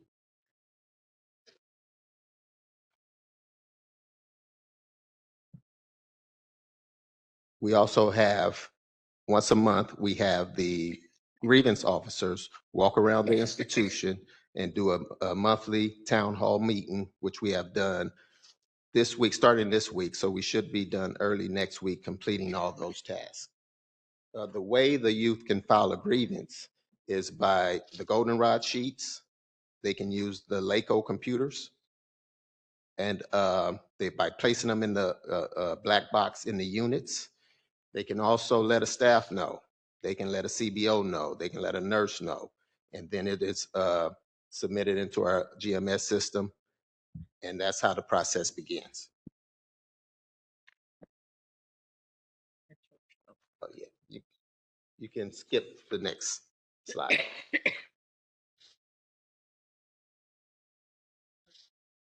Again, next slide. Next slide.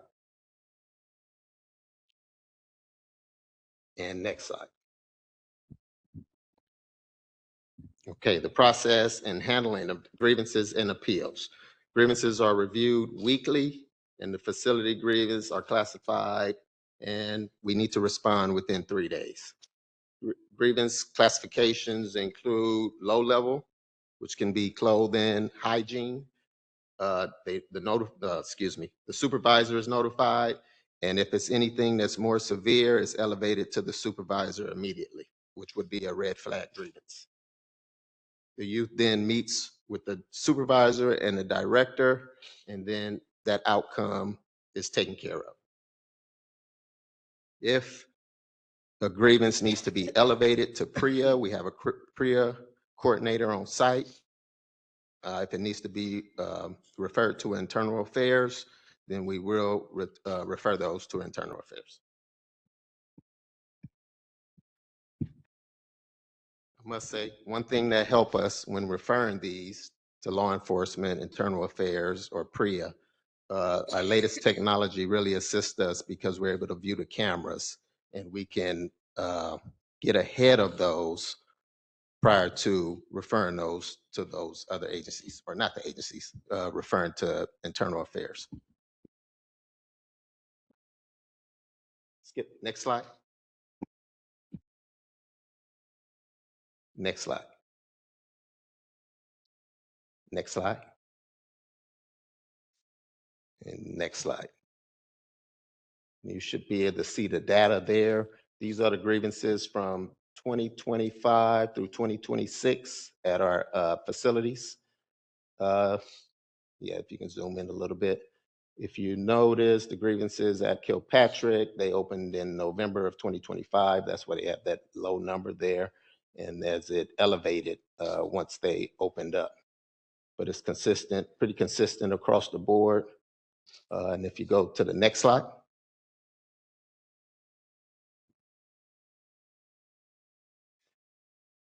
We can go down.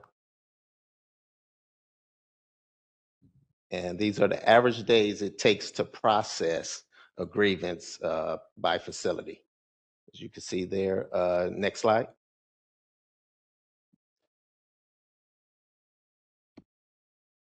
Next slide.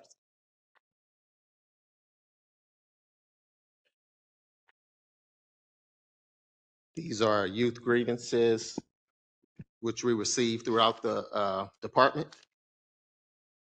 And you see a lot of them are facility issues, programming, medical and health, housing change, safety concerns, school issues, hygiene, clothing issues, food service, and mental health.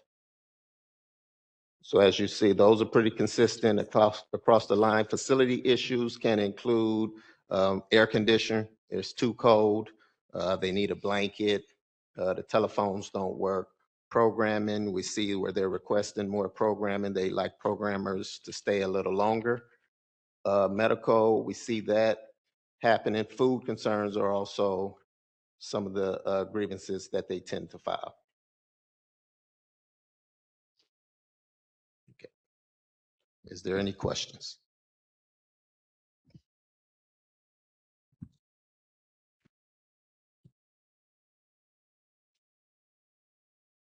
Do you have any questions or comments? Yes, Commissioner Jackson. I have a comment. So what I was saying earlier during another agenda item is that when I'm performing some of my inspections, after our LP visit, I felt like that was a more positive outcome. You guys have a better process. The results are well documented. We did have some criticism of GMS not working properly, but it sounds like that was fixed. And my first question was, after GMS was fixed, did you guys then go back to inform the youth that the links were functional? Yes, and we checked today, and the links are currently working on the LACO computers. Okay, great. The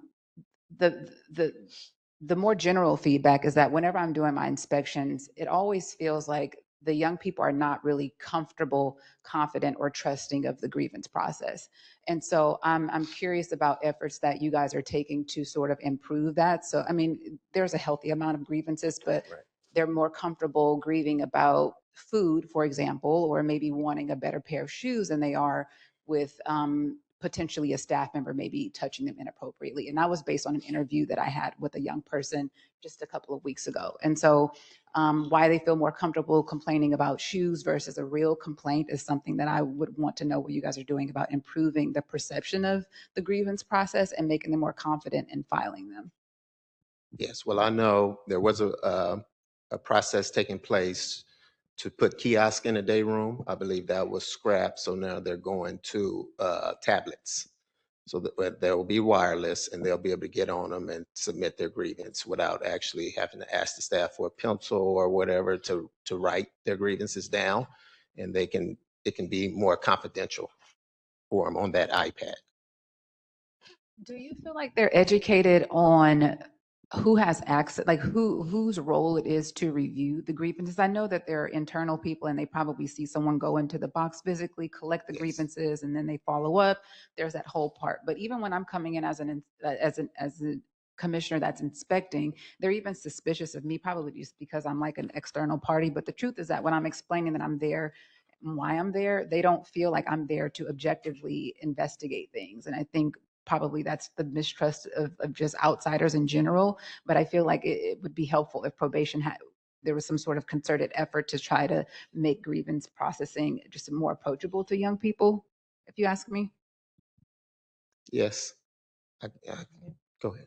Well, part of the reason for the Chief Higa years ago establishing was the Ombudsman Office is because of the same, feeling of mistrust with the grievance process. I believe when Pritt talked about the grievance process, they say, staff were throwing the grievances, literally in the trash can. And so I don't know if the mistrust concept will ever go away. Hopefully not, but I'm sorry, hopefully it does. But I think that's where the department really is trying to put efforts and other ways to be able to file a grievance, or to them implementing the youth councils where they could at least go to their leader from their youth council and be able to articulate the concerns that are going on. Our ombudsmen have gone to youth council meetings just to say, hey, we are here, we're another resource that you're able to voice your concerns. And anytime a youth calls us, our office, we also tell them to go and advocate, to be able to advocate for themselves and file a grievance if they would like to file a grievance. So we can just, encourage advocacy, but they also know there's other ways to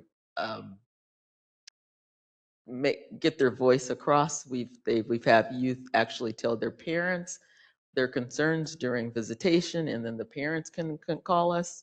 So there's different there's different ways to get a message across without actually having to file a grievance. And sometimes the literacy isn't there, where they don't feel comfortable writing it out because they might not have that skill, to be able to write down what the issue is and feel confident that somebody's going to understand it. So sometimes, even in the grievances, they'll ask to talk to the ombudsman.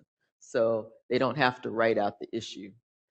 So no one will see it. They can just talk to us. And now that we're implementing having somebody at the facility, it's a little bit easier because we'll have, the officers might just be walking through and they'll say, hey, I want to talk to that person. So that's a positive to me, because now they're recognizing, they're told about the grievance process, and the ombudsman and the youth bill of rights are on all of the walls. So it's kind of like, I've had I've had staff call and put the youth on the phone, and the youth is going over their bill of rights and what's being violated.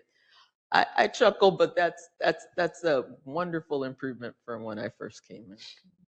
Thank you. Yes, Commissioner Ship. Yeah, so I know the department at one point did have this electronic system of GMS, and it was done away because of the issues. When I went on my inspection for Kilpatrick, what we saw was that the system had, one of the issues took 20 days for a response, and maybe that was a system error, maybe it got responded in a different way. But one of the bigger issues in the past was that things were just falling to the back with the system. Can you talk a little bit about why the department decided to go back to this electronic system that once was flawed? Have there been some notable improvements or updates, or what changes have been made to prepare this new system, and how that decision was made? Well, I know there's constantly updates. They're constantly updating GMS, and it seems to be working on our end. We're able to pull a lot of data from that when we, with our data input. So it seems to be working. I don't think we're quite there ready to get rid of it. It seems to be working. We're constantly working on improvements, and we're able to pull the data that we're looking for. Um, no, thank you for that. And then also, I think also another thing that I'm hearing is that and not from this meeting today, but from young people, is that there is a confusion about like who do they go to, what complaints goes to who, and how that works, and whether those complaints can cross over. I think I was just talking to one youth in LP who talked about making his complaint and not getting something substantive, and wanting to talk to somebody else, and not even knowing that we had uh, an ombuds department outside of that is technically independent as well, right? And so I think there needs to be some work on that, and I also think that POC can do some work on that. So if possible, I'd like to make a motion that we make a subcommittee on this.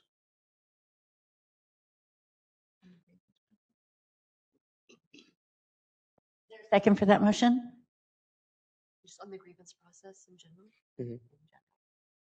Second that. Okay, that's seconded by Commissioner Kakani. All right, any other commissioners' questions or comments before we move on to public? Yes, Commissioner Kakani. Thank you. Just really quickly, so what is the you may have said it, and I'm sorry if I didn't hear it, but like what's the quality assurance process, right? So if, for example, we saw a grievance for which there was like a 20-day delay, or like do you get alerted somewhere? Do you how does, is it all just internal, like within the facility? Or is there some sort of larger system where these things kind of get checked against? GMS will alert you when the grievance is due.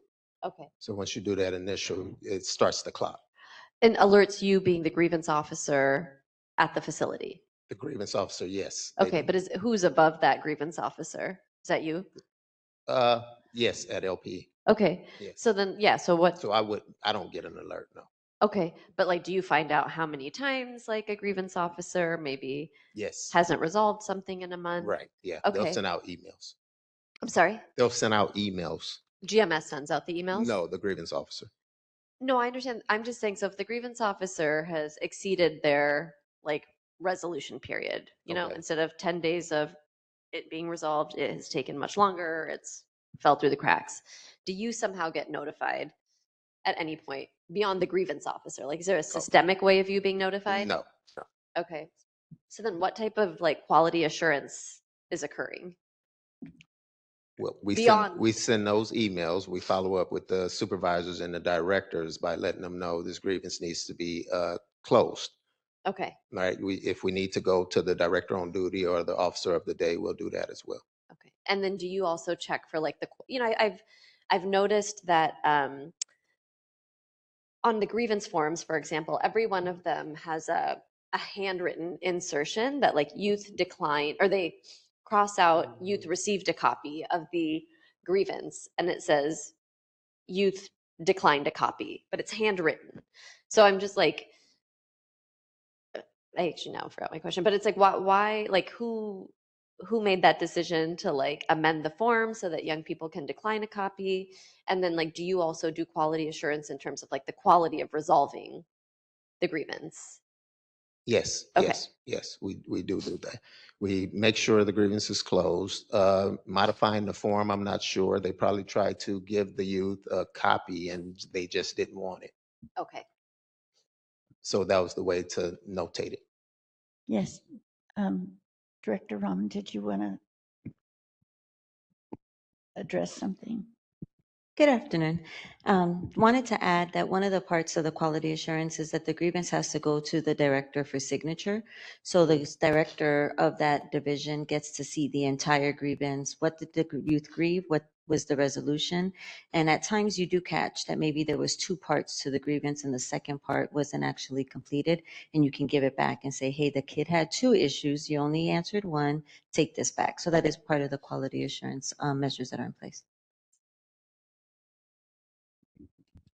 Thank you. Is there any more questions or comments? Wendy, would you like to? I think I would like to make a quick comment, which is that Ms. Shihi Gomez, it's hard to call you by your last name, because we have worked very effectively together, I think, over the last 5.5 years since the existence of the POC. When the Probation Oversight Commission was created, there was an idea that we would also have a function of receiving and reviewing grievances and complaints, both from young people and adults. That was not originally funded. And then shortly after the POC started, OICR, the Office of Youth and Community Restoration, was developed at the statewide level. That's who Ms. Shihi Gomez referred to as the state ombudsman. And they were actually given authority to investigate complaints in a real external way to the department. And so it was my opinion, and I think everybody has kind of moved in that direction, that it's better to have an actual outside organization be investigating grievances that has the ability to do so. But I still get calls often. I mean, I'm not going to say often because that sounds like a number, and it's not actually that often, but sometimes. I get phone calls a lot of times from parents, sometimes from attorneys. I also get referrals from board offices where parent or someone has referred to their supervisor and the supervisor sends them back to me. I have had an extremely positive experience working both with Ms. Gomez and her team in the Probation Ombudsman's office as well as the OICR Ombudsman's office. And what I'm able to do is say to, Mom, here are the things you could do to elevate this problem. I will help you do all of them. Which ones do you want me to do?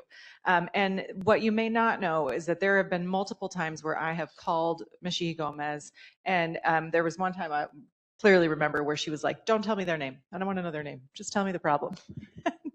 And then she resolved it. There's this thing in probation's grievance policy, I assume is still there, that says it's best to address the grievance at the lowest level possible. And that's why I think this relationship works effectively between the Ombudsman's office and the Probation Oversight Commission. So I'm very excited about a subcommittee because I think there are a lot of issues to continue to address, more than we can do today. But I just wanted to let you know how closely we're working together. Okay, so we have a motion on the table to create a subcommittee to address the grievance process. I think I heard you say grievance process, Commissioner Shipp, focused on the grievance process in the facilities rather than the complaint process. Yeah, it will be. Well, actually, I would hope it was on both. Actually, okay. Because especially with the GMS system, like I just want to make sure that, and then also trying to divide what goes where. I think that is also important. Okay, so with that, we'll take public comment on this item, and thank you very much to the panelists. Anybody in the room want to give public comment? Please join. And if there are folks online, I encourage you to raise your hand with the little raise your hand icon or dial *3 on your phone, and you can begin. Once again, Philip Goldner, a member of Local 685. I, in fact, did call Officer Sheehy or Madam Sheehy, and we had a great conversation. In fact, I called the ombudsperson because I didn't really know what to expect. I had an issue on the job, and then I called the ombudsperson and said, told her what my issue was. And it was more like a therapy session, quite honestly. I said that to you. I said, wow, I mean, we're just having it was like over an hour or two. So do I send you a bill you sent me? I'm not sure. But yeah, I was trying to get somewhere, and then we just kind of talked for a while and then hung up. That was that. But there are some issues that we want to bring up as officers, and I thought that would be a good venue. But perhaps there's more appropriate venues. With regards to the grievances, every shift we have a structure with the kids, and we talk about the things that are important. Here are your rights. This is our program for today. We have this program coming in. We're going to do this. We have rec at this time, and we talk about these things. Oh, and by the way, on the wall right there, in every single unit, there's a plastic covering of all the rights of everybody. And guess what? There's 2 ombudspersons, right? There's a California ombudsperson, and there's a sign that looks like a Domino's pizza ad, and it's for, it's for our probation ombudsperson. I make light, but with the grievances, this is a very important issue, and I don't have a lot of time, but if we're talking about civil service protections potentially being taken away, that's an issue that is present right now. A grievance can be used as hearsay, and if our rights are taken away, then that could get people fired. So we need a protection there. We need an extra layer as officers to give us like a safety net. Also, how about creating a structure script? When I say structure, I mean the speech that we give in the morning. Why not create a script for the officers? So in the morning, we sit there and we're like, okay, let's talk about the things that are important to probation so that we don't miss anything. Thank you. Okay, I think we don't have any online public commenters, so with your permission, I'll call the vote. Yeah. Okay, so we're just voting to form a subcommittee on grievances and complaints. Please vote yes, no, or abstain. I can't find my list, so I'm just gonna do it this way. Commissioner Harris? Yes.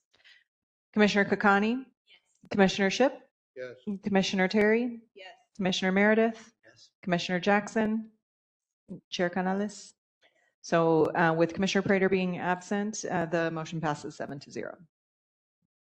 Thank you so much. And with that, we'll go ahead and move on to agenda item number 8. We do not need to discuss nor take public comment on this item. It's just for reference documents information only.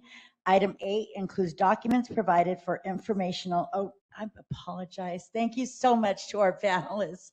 Thank you very much for your presentation and your answers. So item 8 includes documents provided for informational and transparency purposes only. We will not be discussing or acting on them during this meeting. Commissioners, if you would like any of the attachments agendized or placed on a future agenda, you will have the opportunity to do so under the next agenda item. If anyone in the public has comments on these items, but we just said you can do it in. Okay.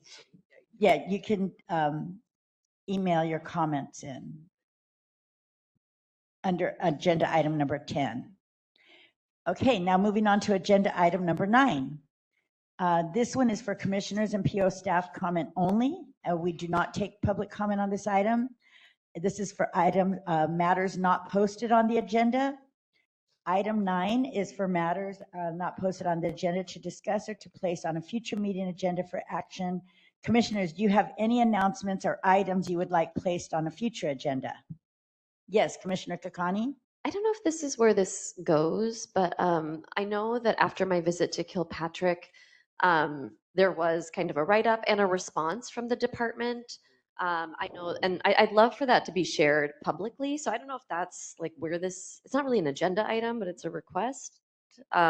Similarly, when Commissioner Jackson and I visited Barry J., there was a document that we had drafted collectively about our kind of reaction and concerns.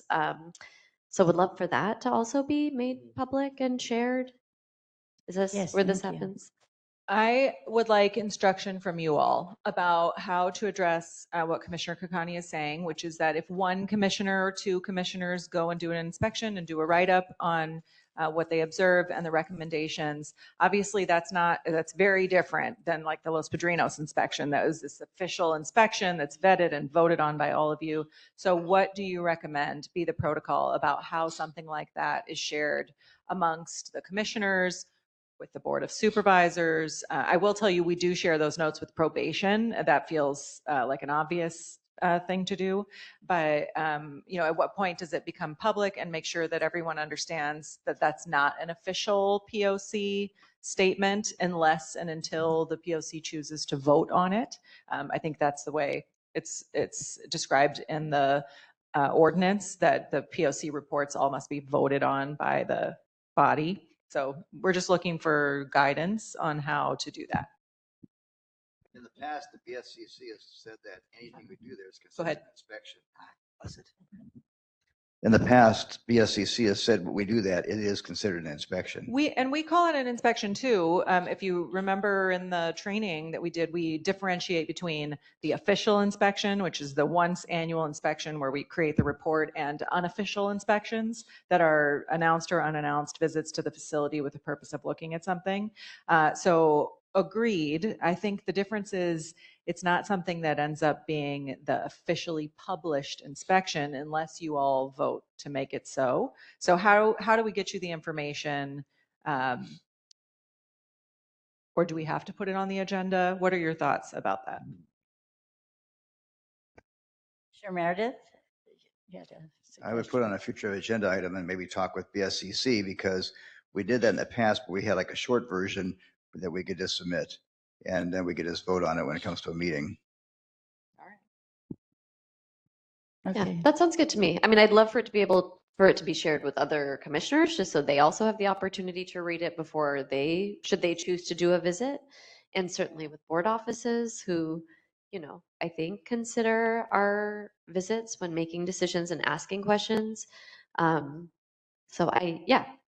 just wanted to let no, and I think that's important, because I know I've also done visits too and written up this whole email of everything, and then it's like, how do you get this information out to the general public? So, okay, so that's what we'll do. We'll move forward with that. All right, anything else, Commissioner Meredith? Yes. Yes, I want to point out that on August 24th, 1968, 8 courageous firefighters from Los Angeles County Fire Department and Los Angeles County Probation Department, Crew 44, perished fighting the canyon fire above the cities of Azusa and Glendora. And there's a plaque up there at Station 97 that Catherine Barger and retired Chief Darrell Osby placed there in recognition of these members. And I believe the department's going to do a little service on the 24th up there. I think Chief Arcos is coordinating that. So I will send over the names to for the minutes later. Thank you. Thank you for that, Commissioner Meredith. Okay, anything else before we move on to agenda item 10? Okay. Opportunity for the public to address Probation Oversight Commission. Agenda item number 10 is an invitation for members of the public to address the commission on items not on the agenda. Wendy, please facilitate public comment for us. Okay, so we're going to do general public comment. Please come up to the podium, use the raise your hand function online, or dial *3 on your phone, and we will get started. You can begin. I feel like I've been here a lot this morning. Put on my glasses so I can. Okay, good morning. Once again, my name is Philip Goldner. I'm a Los Angeles County Deputy Probation Officer speaking in my individual capacity today. Although I am a Local 685 member, I want to make one point about the proposed civil service changes. You cannot discipline, reorganize, or reclassify your way out of attrition. If probation is losing substantially more employees than it's replacing, changing disciplinary procedures does not create officers. It does not fill vacancies, reduce mandatory overtime, address burnout, or provide the specialized training needed to safely supervise youth with the youth who have significant behavioral needs challenges. So I respectfully ask, what measurable staffing problem will these changes actually solve? If the long-term strategy is replacing sworn positions with lower cost non-sworn classifications, then the public deserves an honest discussion about this policy choice. I'm not opposed to accountability. Employees who commit genuine misconduct should be disciplined. But a staffing shortage is a workforce problem, not a disciplinary problem. Hire people, retain experienced officers, reduce mandatory overtime, provide the training and resources needed to do this job safely. That's my statement. I'll just say right now, there's a lot of confusion and exasperation and frustration with officers because we have mandatory overtime now. We have a MOU that gives us 40-hour work weeks, and now you just added 8 hours or 16, for the whole pay period. Like, that's not fair, and that's not in the contract. So how that even permissible? Also, there's a cap on overtime. It says you can't work more than 64 hours. I'll tell you right now, I want to work all the overtime hours I could get. I was working 70 to 80 overtime hours. Now I'm capped at 64.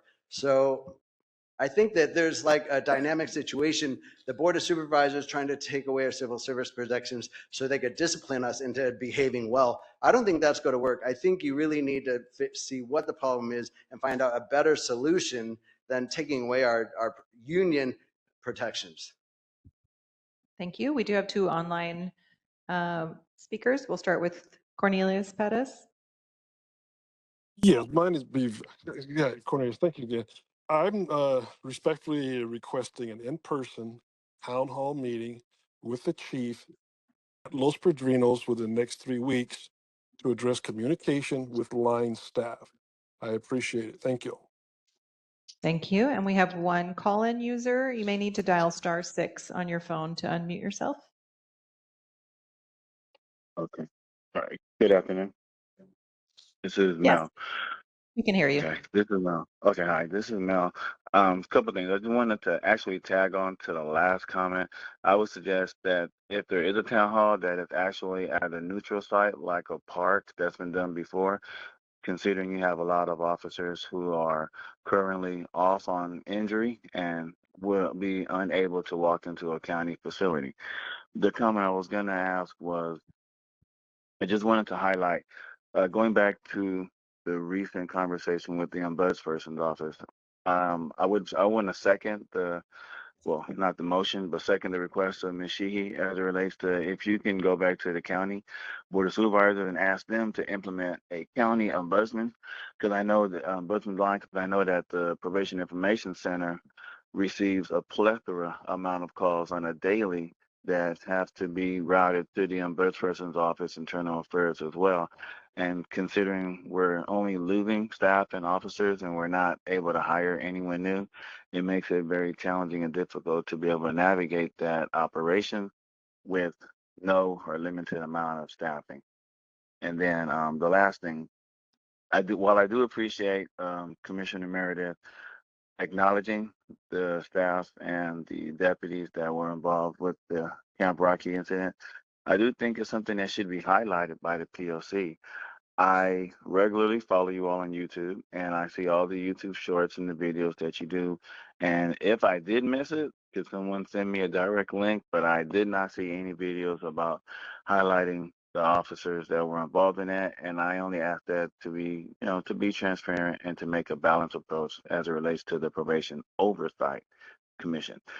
That's all I have. Thank you. You have a blessed day. Thank you. Wow, one final commenter, that's Xenia.